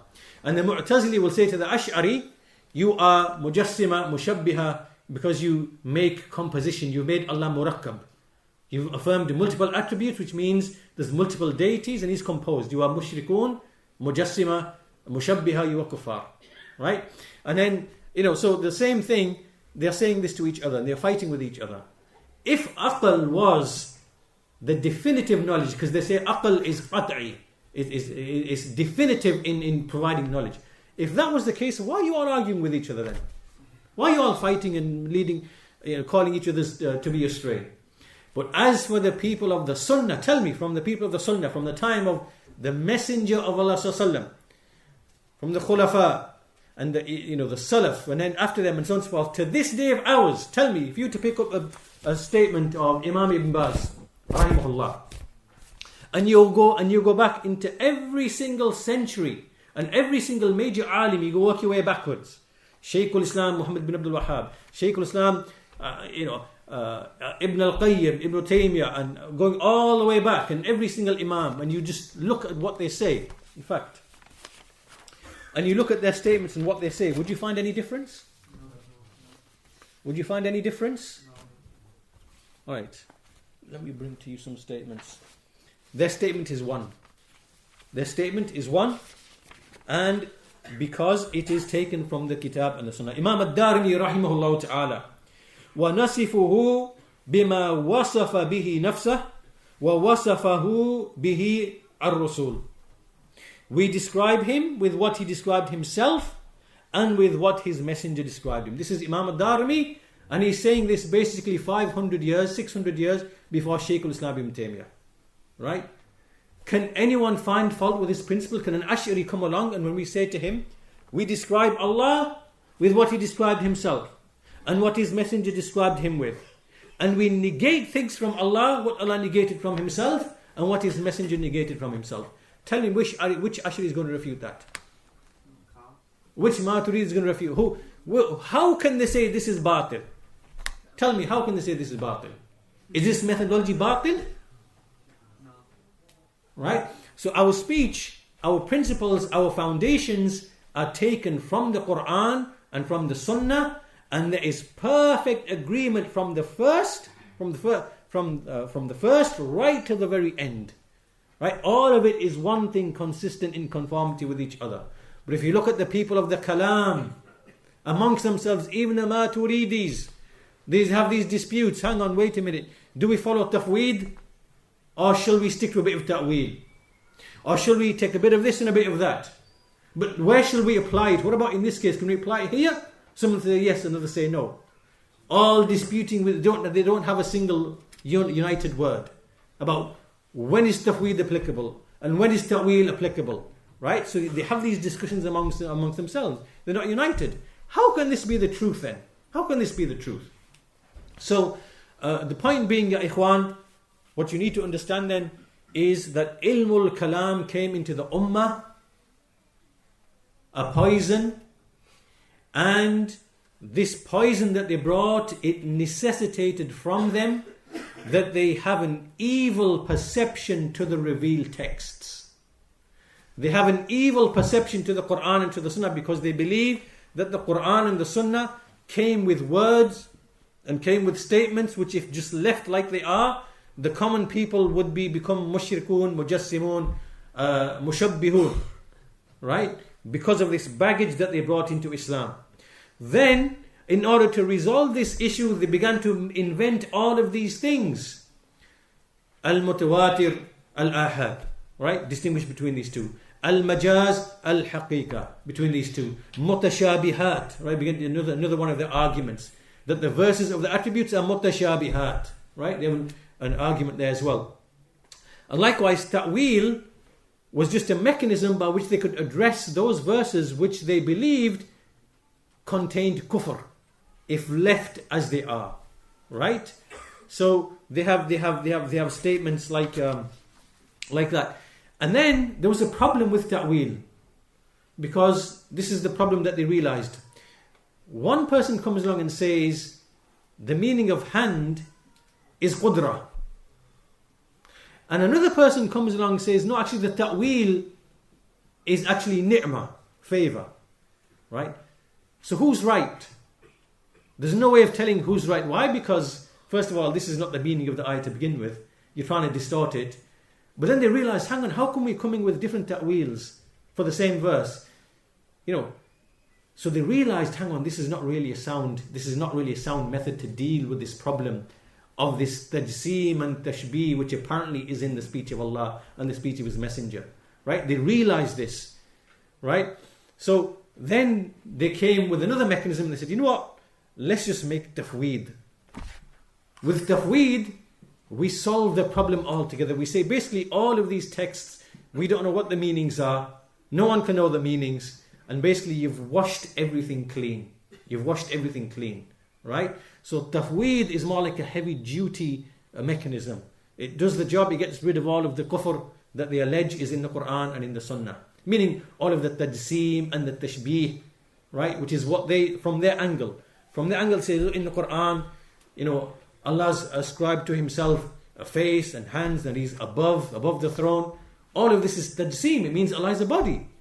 This is their perception of the texts. So we have to sanitize these texts.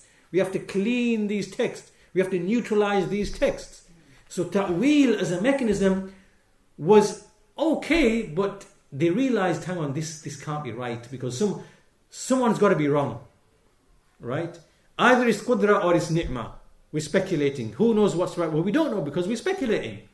So this mechanism is not really a good solid mechanism. So then they came with tafweed.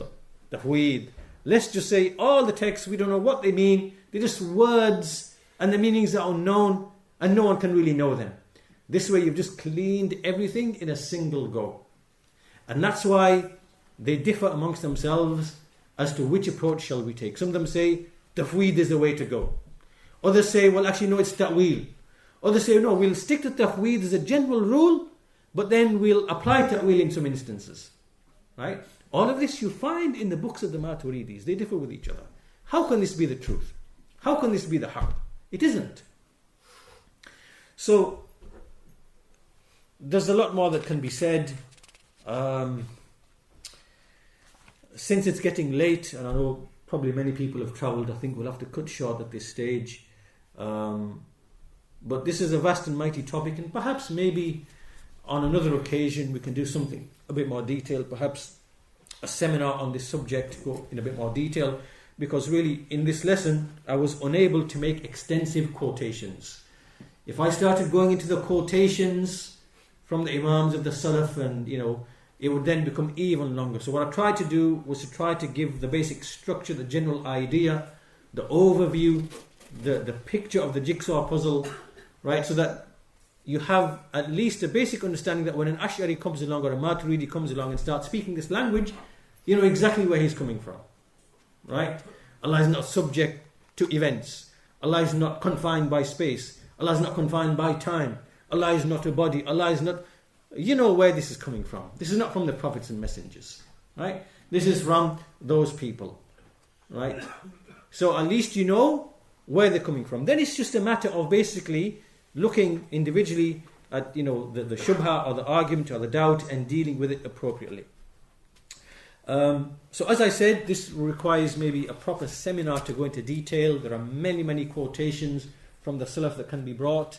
And if anyone wants more detailed information, in fact there are 2 articles which are published on the website ash'ariyys.com.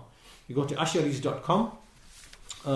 There are 2 articles that I really suggest that you take them and you print them and you study them, because basically they contain whatever I've mentioned in my lesson today, but in a bit more detail and with actual quotations from their books, and also outlining the foundations from some of the Imams of the Salaf. Like this thing which I've spoken about, Aql and Naql, you'll see that Imam al-Lalaka'i, rahimahullah, has some excellent words about it. And likewise, Imam al-Sijzi has some excellent words about it. And likewise, Abu al-Mudaffar al-Sam'ani has excellent words about it. And I've put all that's been put together in an article. It's about 70 pages. So if you go to ash'ariyys.com, the article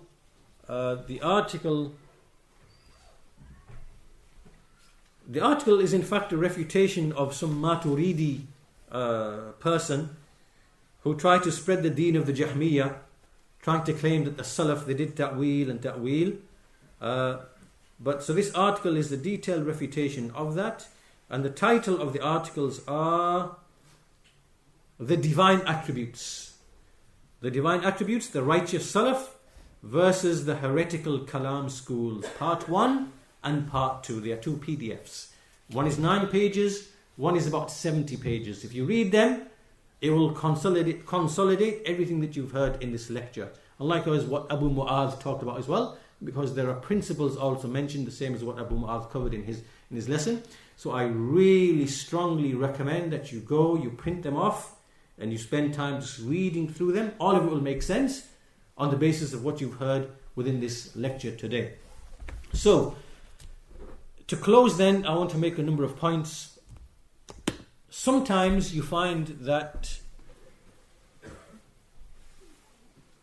when you deal with history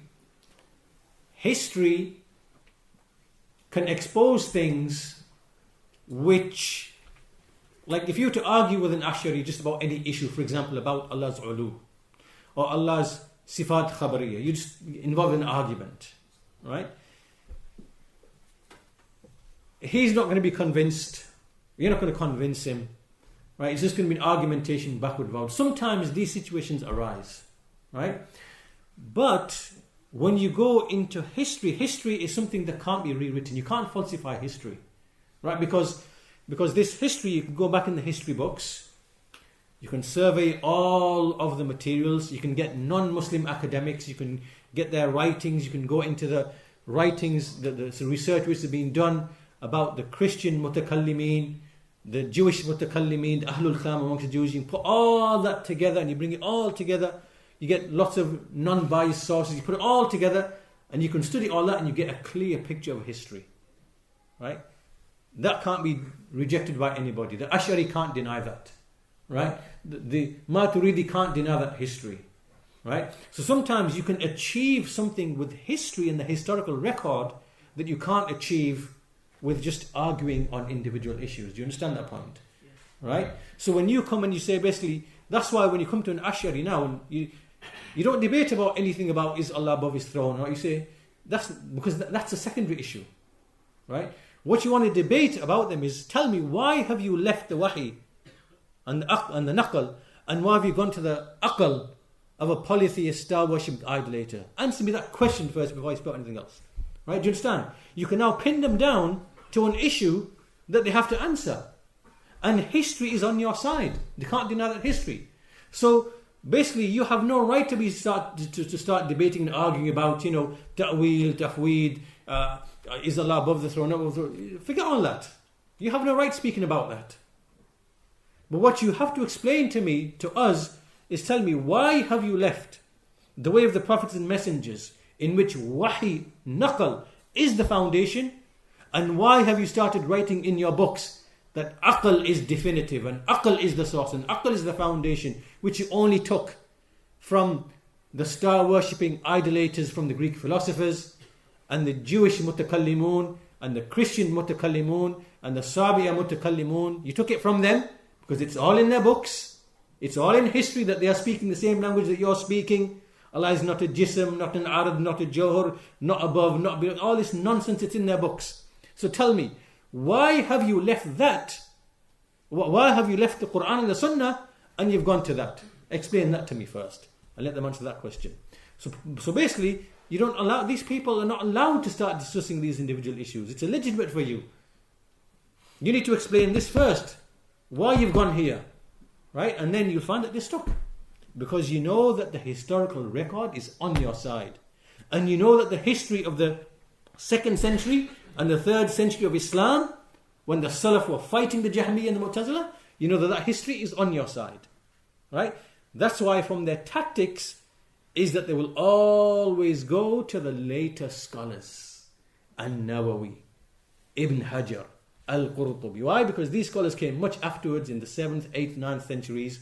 Right? And in those times, basically, the Ash'aris spread, in certain areas, they gained control and power, just like the Mu'tazila did. And many, many righteous scholars, learned scholars, they grew up in that environment, thinking that this way is the truth. They never knew anything else, right? Because of the environment they were in. So these deceptive people, when they want to argue, they'll go to those scholars, but they won't mention to you, they'll run away from discussing about, what was the argument between the Salaf and the Jahmiyyah? And the Salaf and the Mu'tazila, what was the argument between them? Right? Because if you go there, it'll quickly become clear that these people are the followers of the Jahmiyyah and the Mu'tazila. The usul are the same as the Jahmiyyah and the Mu'tazila. Do you understand? So this is from their tricks. Ibn Hajar, An-Nawawi. They'll go to these later scholars. Right? So this is from their poison, from their tricks. So with that we'll conclude. I mean, if there are any questions that we can try to address, inshallah ta'ala, we'll try to very, very briefly. But as I said, go to ash'aris.com. There's very, very detailed information on this topic on that website, and especially these 2 articles, then you'll benefit from that, inshallah ta'ala.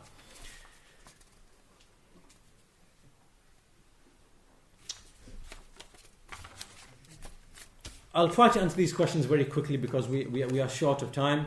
First question, if I can read this, it's hard to read the writing, but basically the question is saying, where was it gone? There was another one here, similar question. We cannot understand the Quran and the Hadith without understanding of the Ash'ariyyah Maturidiyyah. Every narration of Hadith chain is Ash'ariyyah Maturidiyyah in it. This is false, this is batil, this is not true. Right? Name me one single Ash'ari who's a narrator in the chain of narration from the Messenger Muhammad ﷺ to Imam Ahmad, Imam Malik, Imam Bukhari. Name me one Ash'ari. Name me Maturidi in that chain of narration from the Messenger of Allah ﷺ to one of his companions, from a tabi'een, to from one of the Imams of the Salaf, Imam Malik, Abu Hanifa, Shafi'i, Imam Ahmad, Al-Bukhari, At-Tirmidhi. Right? Name me one. Name me one. We'll give them 30 years to bring us one Ash'ari or Maturidi, doctrinal Ash'ari or Maturidi, who exist in the chain of narration, through whom either tafsir was narrated till it reached at-Tabari, for example, or fiqh was narrated till it reached Imam Malik, Abu Hanifa, Ash-Shafi'i, Imam Ahmed, or ilm al-hadith, or meaning that in the period of hadith, as the hadith was actually being compiled and put together. This is what we mean, right? Because they're trying to make it appear to you as if you can't learn your knowledge unless you get something which is being transmitted through an Ash'ariyyah Maturidiyyah, right? What they mean really is Ibn Hajar and Nawawi and the explanations they wrote upon hadith, like, you know, Riyadh al-Salihin, Sahih Muslim, Sahih al-Bukhari. This is what they really basically mean. And also the texts on al-Mustalah and ilm al-hadith and so on and so forth. This is what they really mean. But in reality, those scholars actually inherited that knowledge from those who came before them. It's not their knowledge, right? They just put the knowledge together, right? Whether it is tafsir or whatever else, they wrote that and they acquired that because it came to them. That knowledge didn't originate with them. They inherited that knowledge from someone else. And that came from someone else, and that came from someone else. So the real question is, name me one person who was an Ash'ariyyah Maturidi, right, between the Messenger of Allah ﷺ and between Al-Bukhari. You won't find one. Or Imam Muslim, or Tirmidhi, or Tabari, who compiled the tafsir based upon the Athar. Right? Find one. You won't find any. You won't find an Ash'ariyyah Maturidi anywhere. Right? And as for these scholars, like An-Nawawi, Ibn Hajar, and so on and so forth, and our position is that these are great and mighty scholars. We ask for Allah's mercy upon them. They did a great and mighty service to Islam and the Muslims, and their works are of tremendous benefit.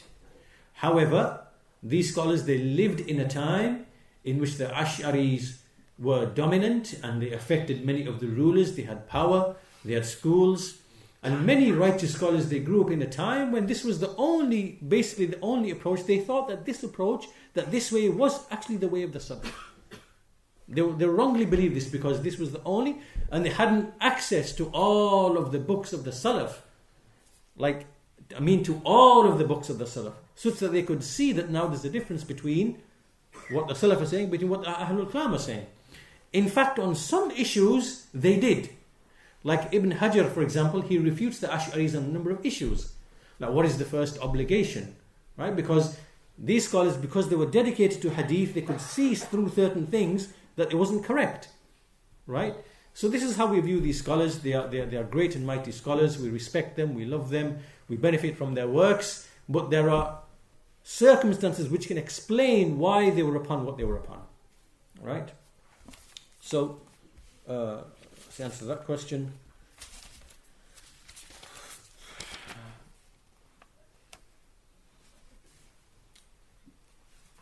Okay, there's a question here. Why do people like Hamza Yusuf hide behind a school of thought like Malikiyyah and ascribe their belief to Malik? This is something which happened to all the schools of thought, right?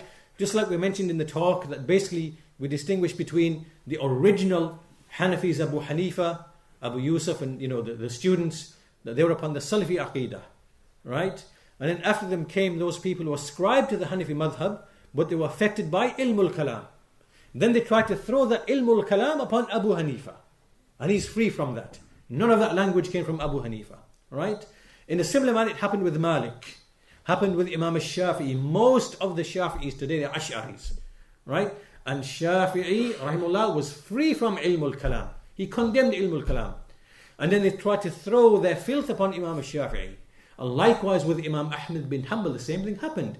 There were some Hanbalis in Baghdad, 100, 150 years afterwards, they started studying under the Ash'aris, like Al-Baqilani and others, right? Hanbalis in Baghdad. And they become affected by this. Then they try to ascribe this to Imam Ahmed. And as for the well-known students of Imam Ahmed, nothing like that is narrated from Imam Ahmed, right? So this happened to all of the schools of thought. Many of the scholars who came afterwards, they became like Ibn al-Jawzi, Ibn Aqil, they became affected by the Mu'tazila, right? And they spoke with the belief and the statements of the Jahmiyyah and the Mu'tazila, right? So they erred and they made mistakes. Likewise amongst the Malikis, amongst the Shafi'is, amongst the, But if you go back to the very early Shafi'is and early Malikis, you find that their belief is the belief of the Salaf. So this, do not allow this to basically confuse you. Just because some of those who ascribe to the Imams, the 4 Imams, does not mean that the Imams were actually upon that Ahlul-Kalam which the Salaf actually condemned. There's one thing that was confusing. They claim that they are upon the Aqidah of Abu Hanifa. But when you ask them, they say, my fiqh is Hanafi, but my Aqidah is Ash'ari. Well, that's the contradiction, because it's like contradiction. I'm Hanafi in fiqh, I'm Maturidi in creed, and I am Naqshbandi or Tabi'in tariqah. They say Maliki in Maliki in fiqh. Yeah. Yeah. It's contradiction. Yeah. I mean, you can follow the fiqh of Abu Hanifa, but the creed is only the creed of the Salaf. You can follow the fiqh of Shafi'i, but the creed is only the creed of the Salaf, right? So we'll grant you that maybe you can study the usul of the Hanafis or the Shafi'is or the Malikis or the Hanbalis as a means of gaining fiqh in the religion, but we'll grant that. But creed, you can only be Salafi in creed, because all of those Imams had one creed. There's no difference between the creed of these Imams. There's only one creed, right? So you can't have these different creeds. Who are the Sabi'ah? Sabi'ah were a group of people. They're the ones to whom Ibrahim al-Islam was sent to, right? They were people who used to observe the stars, observe the sun, observe the moon, and they began to worship them, and they were into mathematics and astronomy and things like this. And these people, they were also affected by Greek philosophy, right? So there were many of them who were basically into Greek philosophy in the Muslim lands when Islam came. So these people, Sabi'ah, are the remnants of those people to whom Ibrahim al-Islam was sent to. And they departed far, far, far away from prophethood, messengership and revealed knowledge. But they were basically star worshippers, idolaters, and many of them were affected by Greek philosophy. And many of them were found in a region called Harran, which is where Ja'ad bin Dirham used to travel to and take knowledge from those people, right?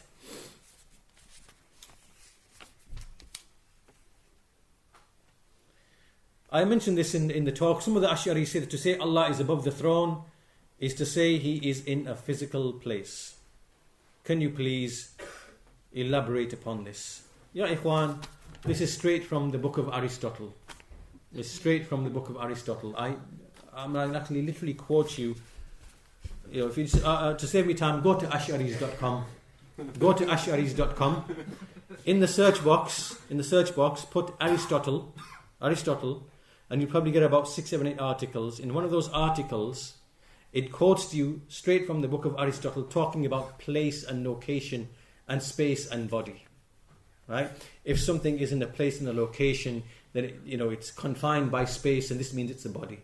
All of this nonsense. This is what I'm saying to you, that once you understand all of this, and then Ash'ari comes to you and says, "Oh, you can't say Allah's above the throne because above the throne means that He's confined by space and therefore He's a body, and this now is tajseem and kufr." You know exactly where He's coming from. Just like if an intoxicated person came to you, you could smell alcohol from his mouth. You could tell this man, you're intoxicated, you know what you're saying. Right? This is the same thing. As soon as you start hearing jism, arad, jawhar, and all this tahiyyuz, makan, jiha, as soon as you start hearing all this nonsense philosophical babble, you know straight away this man has been drinking from the books of Aristotle and the mutakallimun of the Yahud and the Nasara and the Sabi'ah, and from Jahm bin Safwan, and from John of Damascus, and Clementine of Alexandria, and Philo Judaeus of Alexandria, and Augustine of Hippo, and all of these mutakallimun from the Yahud, Nasara, whatever, and from Jahm and the Mu'tazila. This is what he's been. This is the language he's coming from. This language is not known from any of the messengers. It is not known in any revealed book. So these questions are illegitimate for them. You've got to ask them. You've got to say to them, "Tell me, how are star worshipping polytheists and their language and their nonsense? How is that better guidance than what Allah revealed to His messenger? Tell me that. How is that? This is get straight to the crux of the matter. This is what it really boils down to. How is that? How can you leave that for this? Makes no sense." So this is the shubha of the Jahmiyyah, right? We now see exactly where this has come from. This is batil, this is ta'til, this is, amount to basically saying that Allah Azza wa Jal, or the Messenger of Allah, that he was speaking these words, and either he didn't know the truth, either the Messenger didn't know the truth, so instead of saying to this ummah, Allah is not in a location, not in a direction, He is not a jawhar, He is not a jism, He is not an arad, He is not subject to hawadith, He is not above, He is not below, He is not in tahayyuz, He is not in makan, He is not jihad. So instead of the Messenger saying this language, which they believe is the truth, the Messenger instead said, Ar-Rahmanu ala al-arshi istawa, wa huwa al-qahiru fawqa ibadih. And all these verses which speak about Allah being above. So either the Messenger didn't know the truth, and he consistently used language that opposed the truth. Either this is the case, or the Messenger knew the truth, so he knew that the truth really is Allah is not a jism, not a jawhar, not an arad, not subject to hawadith, not above, not below, not behind, not after, not in tahayyuz, not in makan, not in jihad. So he knew all this, but deliberately now he said other than what the truth was. Right? Or he was unable to express the right words. All of these three are the implications of what these people are upon. That's why I said to you at the beginning, the messengers are a'lam, yes, a'lam, and they are afsah, most eloquent, and they are ansah. Right? They know the truth, and they expressed it with full eloquence, and they desired guidance for the people to whom they were sent. The reality of the saying of the Ash'ariyyah Maturidiyyah is that either the messengers were ignorant of the truth, or they were unable to express the truth, or they were, but they chose not to. In which case they weren't really desiring guidance for the ummah. Why is it that they consistently said, why is it in the Quran that the Messenger, Allah revealed in the Messenger consistently used language that to them is tashbih and tajseem and kufr? And not once did he stop and say to anybody, like when he said, for example, to the slave girl, where is Allah? She said, above the throne. Why didn't the Messenger say, but yes, he's not a jism, not in a makan, not in a location? Why didn't he say that? And why is it that when he recited the verses of Allah Azza wa Jal, Ar-Rahmanu ala al-arshi istawa, but he's not in a location, he's not subject to hawadith, don't believe that it's kufr and tajseem? Why do you say that? Why all that's missing? Right? So either the Messenger intended guidance for his nation, or he didn't. Either he had knowledge of guidance or he didn't. Which one is it? Tell me, which one is it? And you see that the reality of their position is that the messengers didn't know the truth, or they knew the truth but couldn't explain it, or if they were able to explain it, they basically weren't sincere to the people and told them something else, told them lies. Right? So the answer to that question about Allah's ulu, this is something that is established by the Quran, by the Sunnah, and by ijma', and even their scholars, even their great scholars like Imam al-Juwayni, Abu al-Mu'ali al-Juwayni. There's a beautiful narration where he was asked a question by a common person, where is Allah? And he started rambling and going round in circles and this, that and the other, whatever. And so one of the people of the Sunnah who was present said, leave all this, stop all this nonsense, just be straight. Why is it that when the people want to turn to Allah, they want to make dua to Him, that they turn towards the heaven? Explain that. So Abu al-Mu'ali al-Juwayni, he basically, he goes, I think the person narrating was al-Hamadani. He goes, Hayyarani al-Hamadani, Hayyarani al-Hamadani. He goes, Hamadani is confusing me, I'm confused. This is al-Juwayni, one of their great scholars, unable to answer this question. The fitrah always turns to above. So leave all this rambling that you're doing, just answer straight, just give the straight answer. And he's got confused. He couldn't answer. Right? Because this is the truth. The hearts turn towards above because Allah is above. Allah is above His creation. Right? So this matter is established by Quran, established by Sunnah, established by Ijma', established by Fitrah, established by Aql. All of these roots Allah being above the creation is established. No one denies it except a vile, filthy Jahmi. Right? Just to make it clear, this is very important, we must say this. We do not make takfir of the Maturidis or the Ash'aris. We do not make takfir of them. Right? Just to make this clear, because one of the arguments is that they say, the Salafis declare us and our scholars to be kuffar. No, we don't. Wallahi, we don't. Because from our principles is that a person may believe something or a person may do something which in and of itself might entail disbelief. But that does not mean that the person himself is automatically a disbeliever. Because there are reasons why a person might be saying that. Maybe he has a shubha, maybe he has a misconception, maybe he has jahl. All of these are legitimate barriers to withholding from takfir of a person. And these usul that we have in this topic are taken from the Quran and the Sunnah. There was a man, as mentioned in the hadith, who out of the fear of Allah, he ordered his children to burn him, take his ashes, and to go in all different directions and to scatter them so that Allah couldn't raise him. Because he was so scared for his sins. Right? So this person is denying the qudra of Allah Azza wa Jal, essentially. But when Allah raised him, and he said to him, why did you do what you do? The man said, out of fear of you, O my Lord. So Allah forgave him. Right? This man was not a disbeliever. Because out of jahl, he just genuinely believed that maybe Allah is not able, that if some of my dust is in this place and some of it is in the ocean and some of it over there, Allah will not be able to bring all that together. Right? Because he didn't want to be punished for his sins. But this man was forgiven. This man was not a kafir for denying the qudra of Allah. Because jahl is excused because of his jahl. So jahl is an excuse. Many Ash'aris, Maturidis, they are ignorant of the affairs that we mentioned in this talk. Most of them. The majority of them don't know history.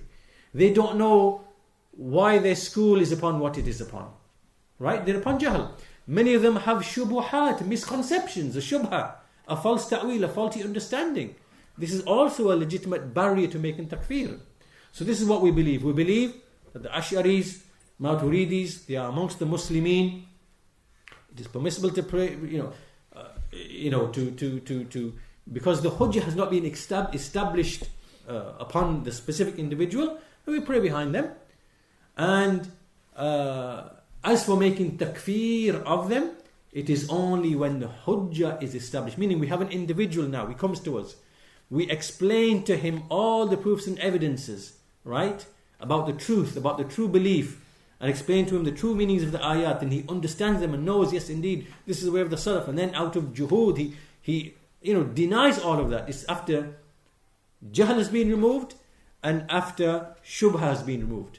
But we know that these Maturidis and Ash'aris, they have shubuhat, so many shubuhat. Their minds are intoxicated with this kalam, and we would not really make takfir of them.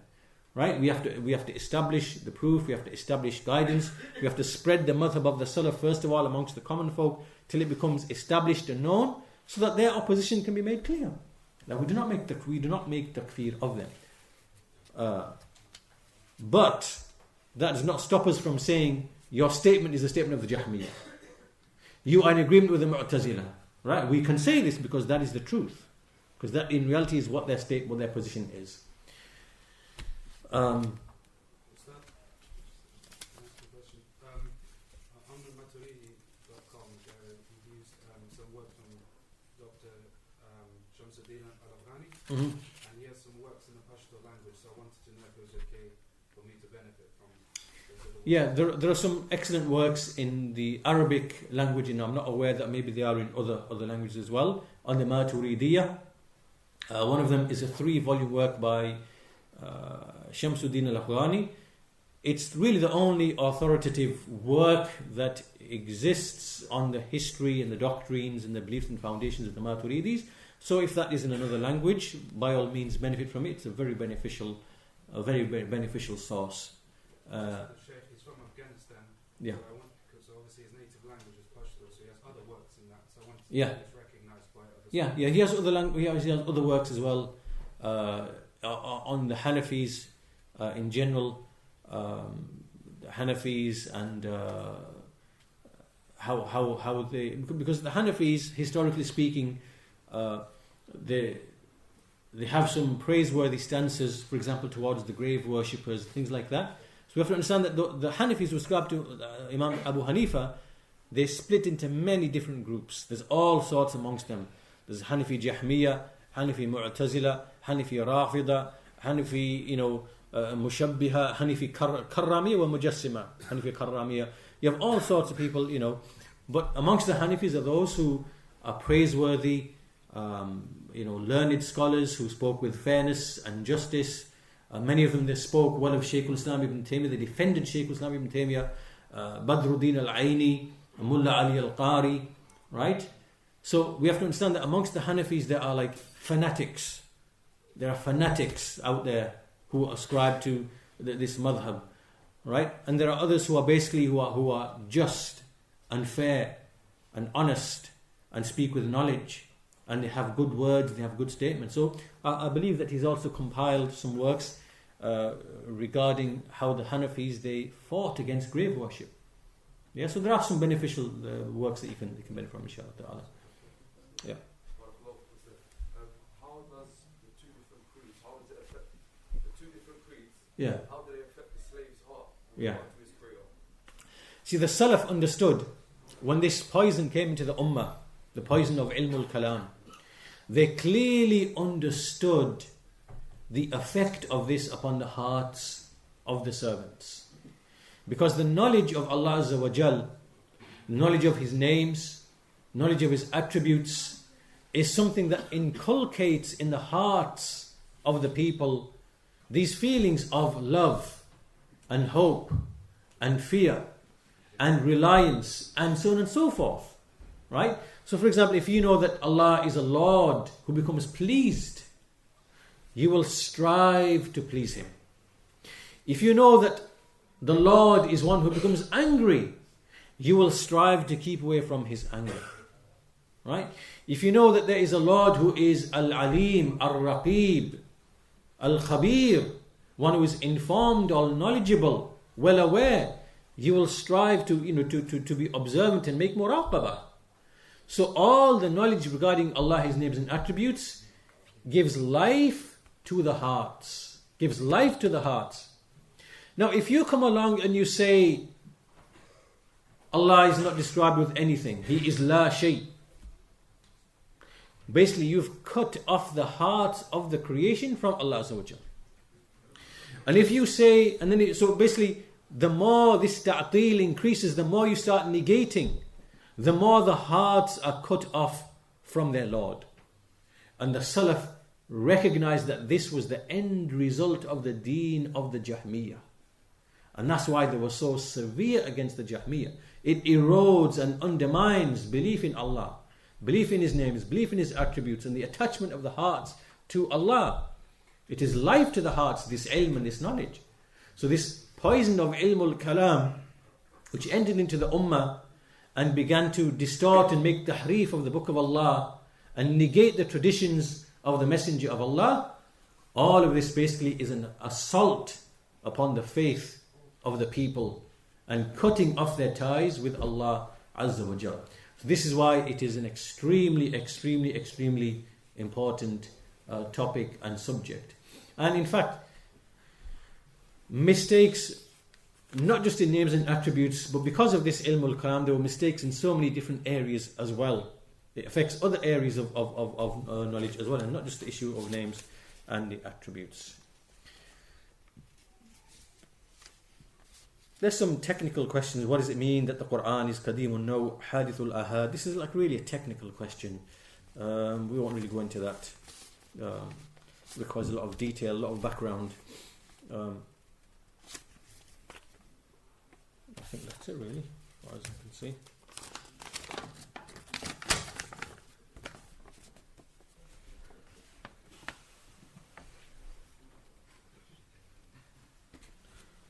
What are the books recommended for a beginner student in the area of names and attributes of Allah?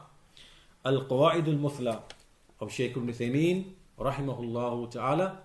Likewise, Sharh Aqidat al-Wasitiyyah and the various explanations of that book. They're a good starting point. And the beginning part of At-Tadmuriyah with a suitable explanation. Has really excellent, the book here, has really excellent principles at the beginning by Shaykh Islam Ibn Taymiyyah. At the beginning part of it in specific, those are some good starting points for you to start with. But Al-Qawa'id al-Muthla is very good as a starting point, inshallah ta'ala.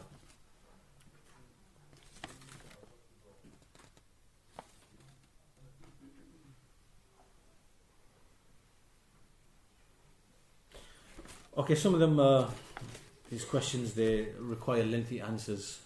I think we can round off at this point, and I'm not sure what is the schedule now because it's 11:30. I believe our brother Salim was due to do a talk. I'm not sure what the situation is now, and I apologise for going on for too long. My apologies. Anything? The modern day Mufawidah, when they translate the Quran, do they translate yad as hand? Yeah, this is the other thing to be careful about, which is translation of the Quran. And when we have people like the Rafida or the Jahmiyyah or the Qadiyaniyah, translation of the Quran, translation maybe of other stuff, you have to be careful because these people will inject that poison into their translation of the of the Quran. So just to be careful about translations of text, and in particular the Quran. And this is something through history. This happened through history. It happened with the Mu'tazila.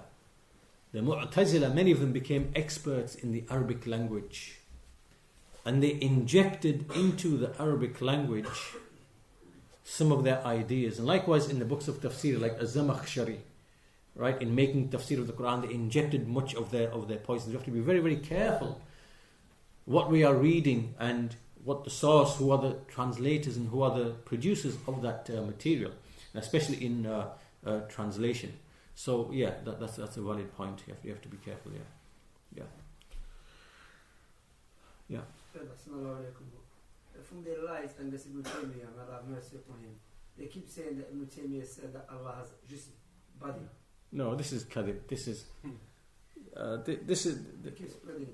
kadhib. Just if you they ascribe to Allah that He is a mujassim, and He said Allah has a jism. All of these are lies and fabrications against Ibn Taymiyyah.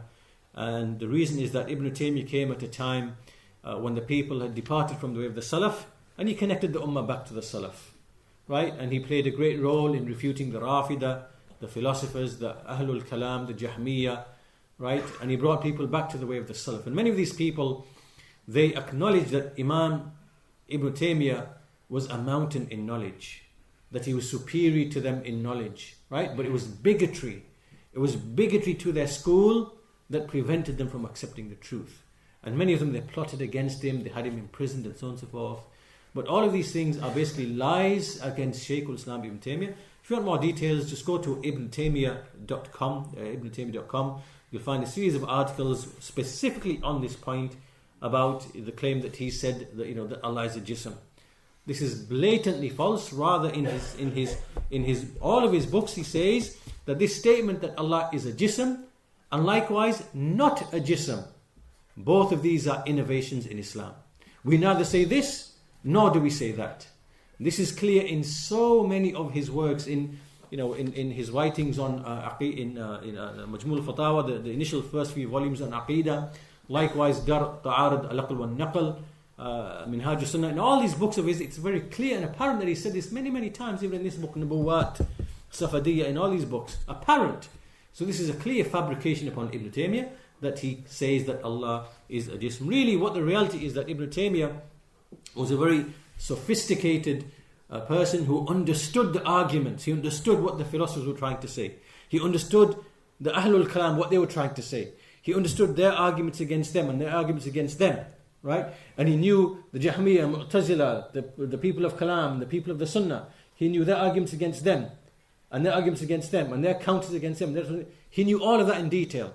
So sometimes these people, they're unable to understand what is Ibn Taymiyyah talking about. Right? They can't follow the argument, right? Sometimes he's quoting someone else and they think it's Ibn Taymiyyah speaking, right? They can't follow. right? And many of their mistakes, many of their slanders are basically of this type, right? They're unable to follow the course of the argument that Ibn Taymiyyah is making. He's not actually saying what you think he's saying. Do you understand? Right? So these are fabrications and lies against Ibn Taymiyyah, that, he said Allah is a jism. There's no such thing. Rather, he rejected that and denied that and said both of these statements are an innovation. Allah is a jism and Allah is not a jism. We don't use innovated language either in affirmation or in negation. We only stick to the Quran and to the Sunnah. I think there's one statement in Ibn Taymiyyah that me and myself have read. That he said if you were speaking to a person that he cannot understand what do you mean by death, and he only understand in his language jism, and you explain to him that when we say Allah has a body, not like our body. Yeah. If you have to use that term, he said. Yeah. Have you come across that? Who said this? Ibn Taymiyyah. As far as I've come across, I've not come across that. But what I've come across is that he's discussing the Karramiyyah, because the Karramiyyah said Allah is a jism, la kal ajsam, la kal ajsam, right? That Allah is a jism, but we don't mean like the bodies. We just mean like qa'imun bi nafsih.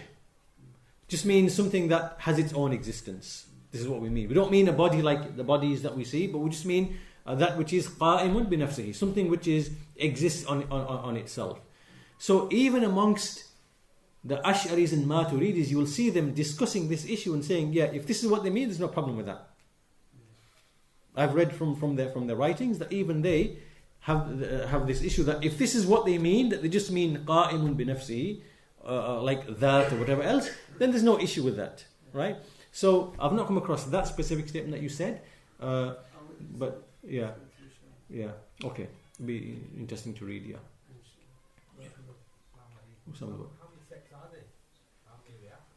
How many sects amongst the people of Kalam, you mean? Oh, are you asking how many sects are there all together?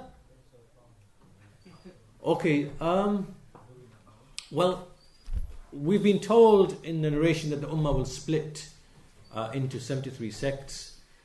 Some scholars have tried to list them all. There are books which are written historically trying to list all of the 73 sects. But the reality is that there's no, it's not possible to really say that these are the 73 because there are likely more than 73. But perhaps there are like foundations that each of those 73 go back to. Right? There are foundations that all of those sects actually go back to. But if you were to try to enumerate, 1, 2, 3, 4, all the way to 73, there'd probably be more than 73. Much more than 73. So it's a matter that's very difficult to speak about because it's hard to comprehend and enumerate all the different groups and sects and trace their sayings, and so it's a difficult matter. And the scholars generally haven't gone out of their way to basically list what these 73 sects are. Some people have done it. There are books historically, but it's a very difficult task to do. And then you're also bound by history as well, because there's time going to come after you and you don't know. Yeah, so it's a difficult area. Allah knows best.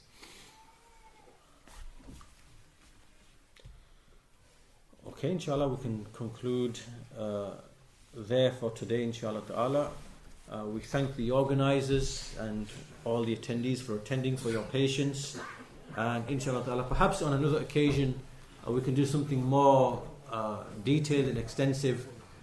So with that, alhamdulillahi rabbil alameen, wa sallallahu ala nabiyyina Muhammad wa ala alihi wa sahbihi ajma'in, wa jazakumullahu khairan.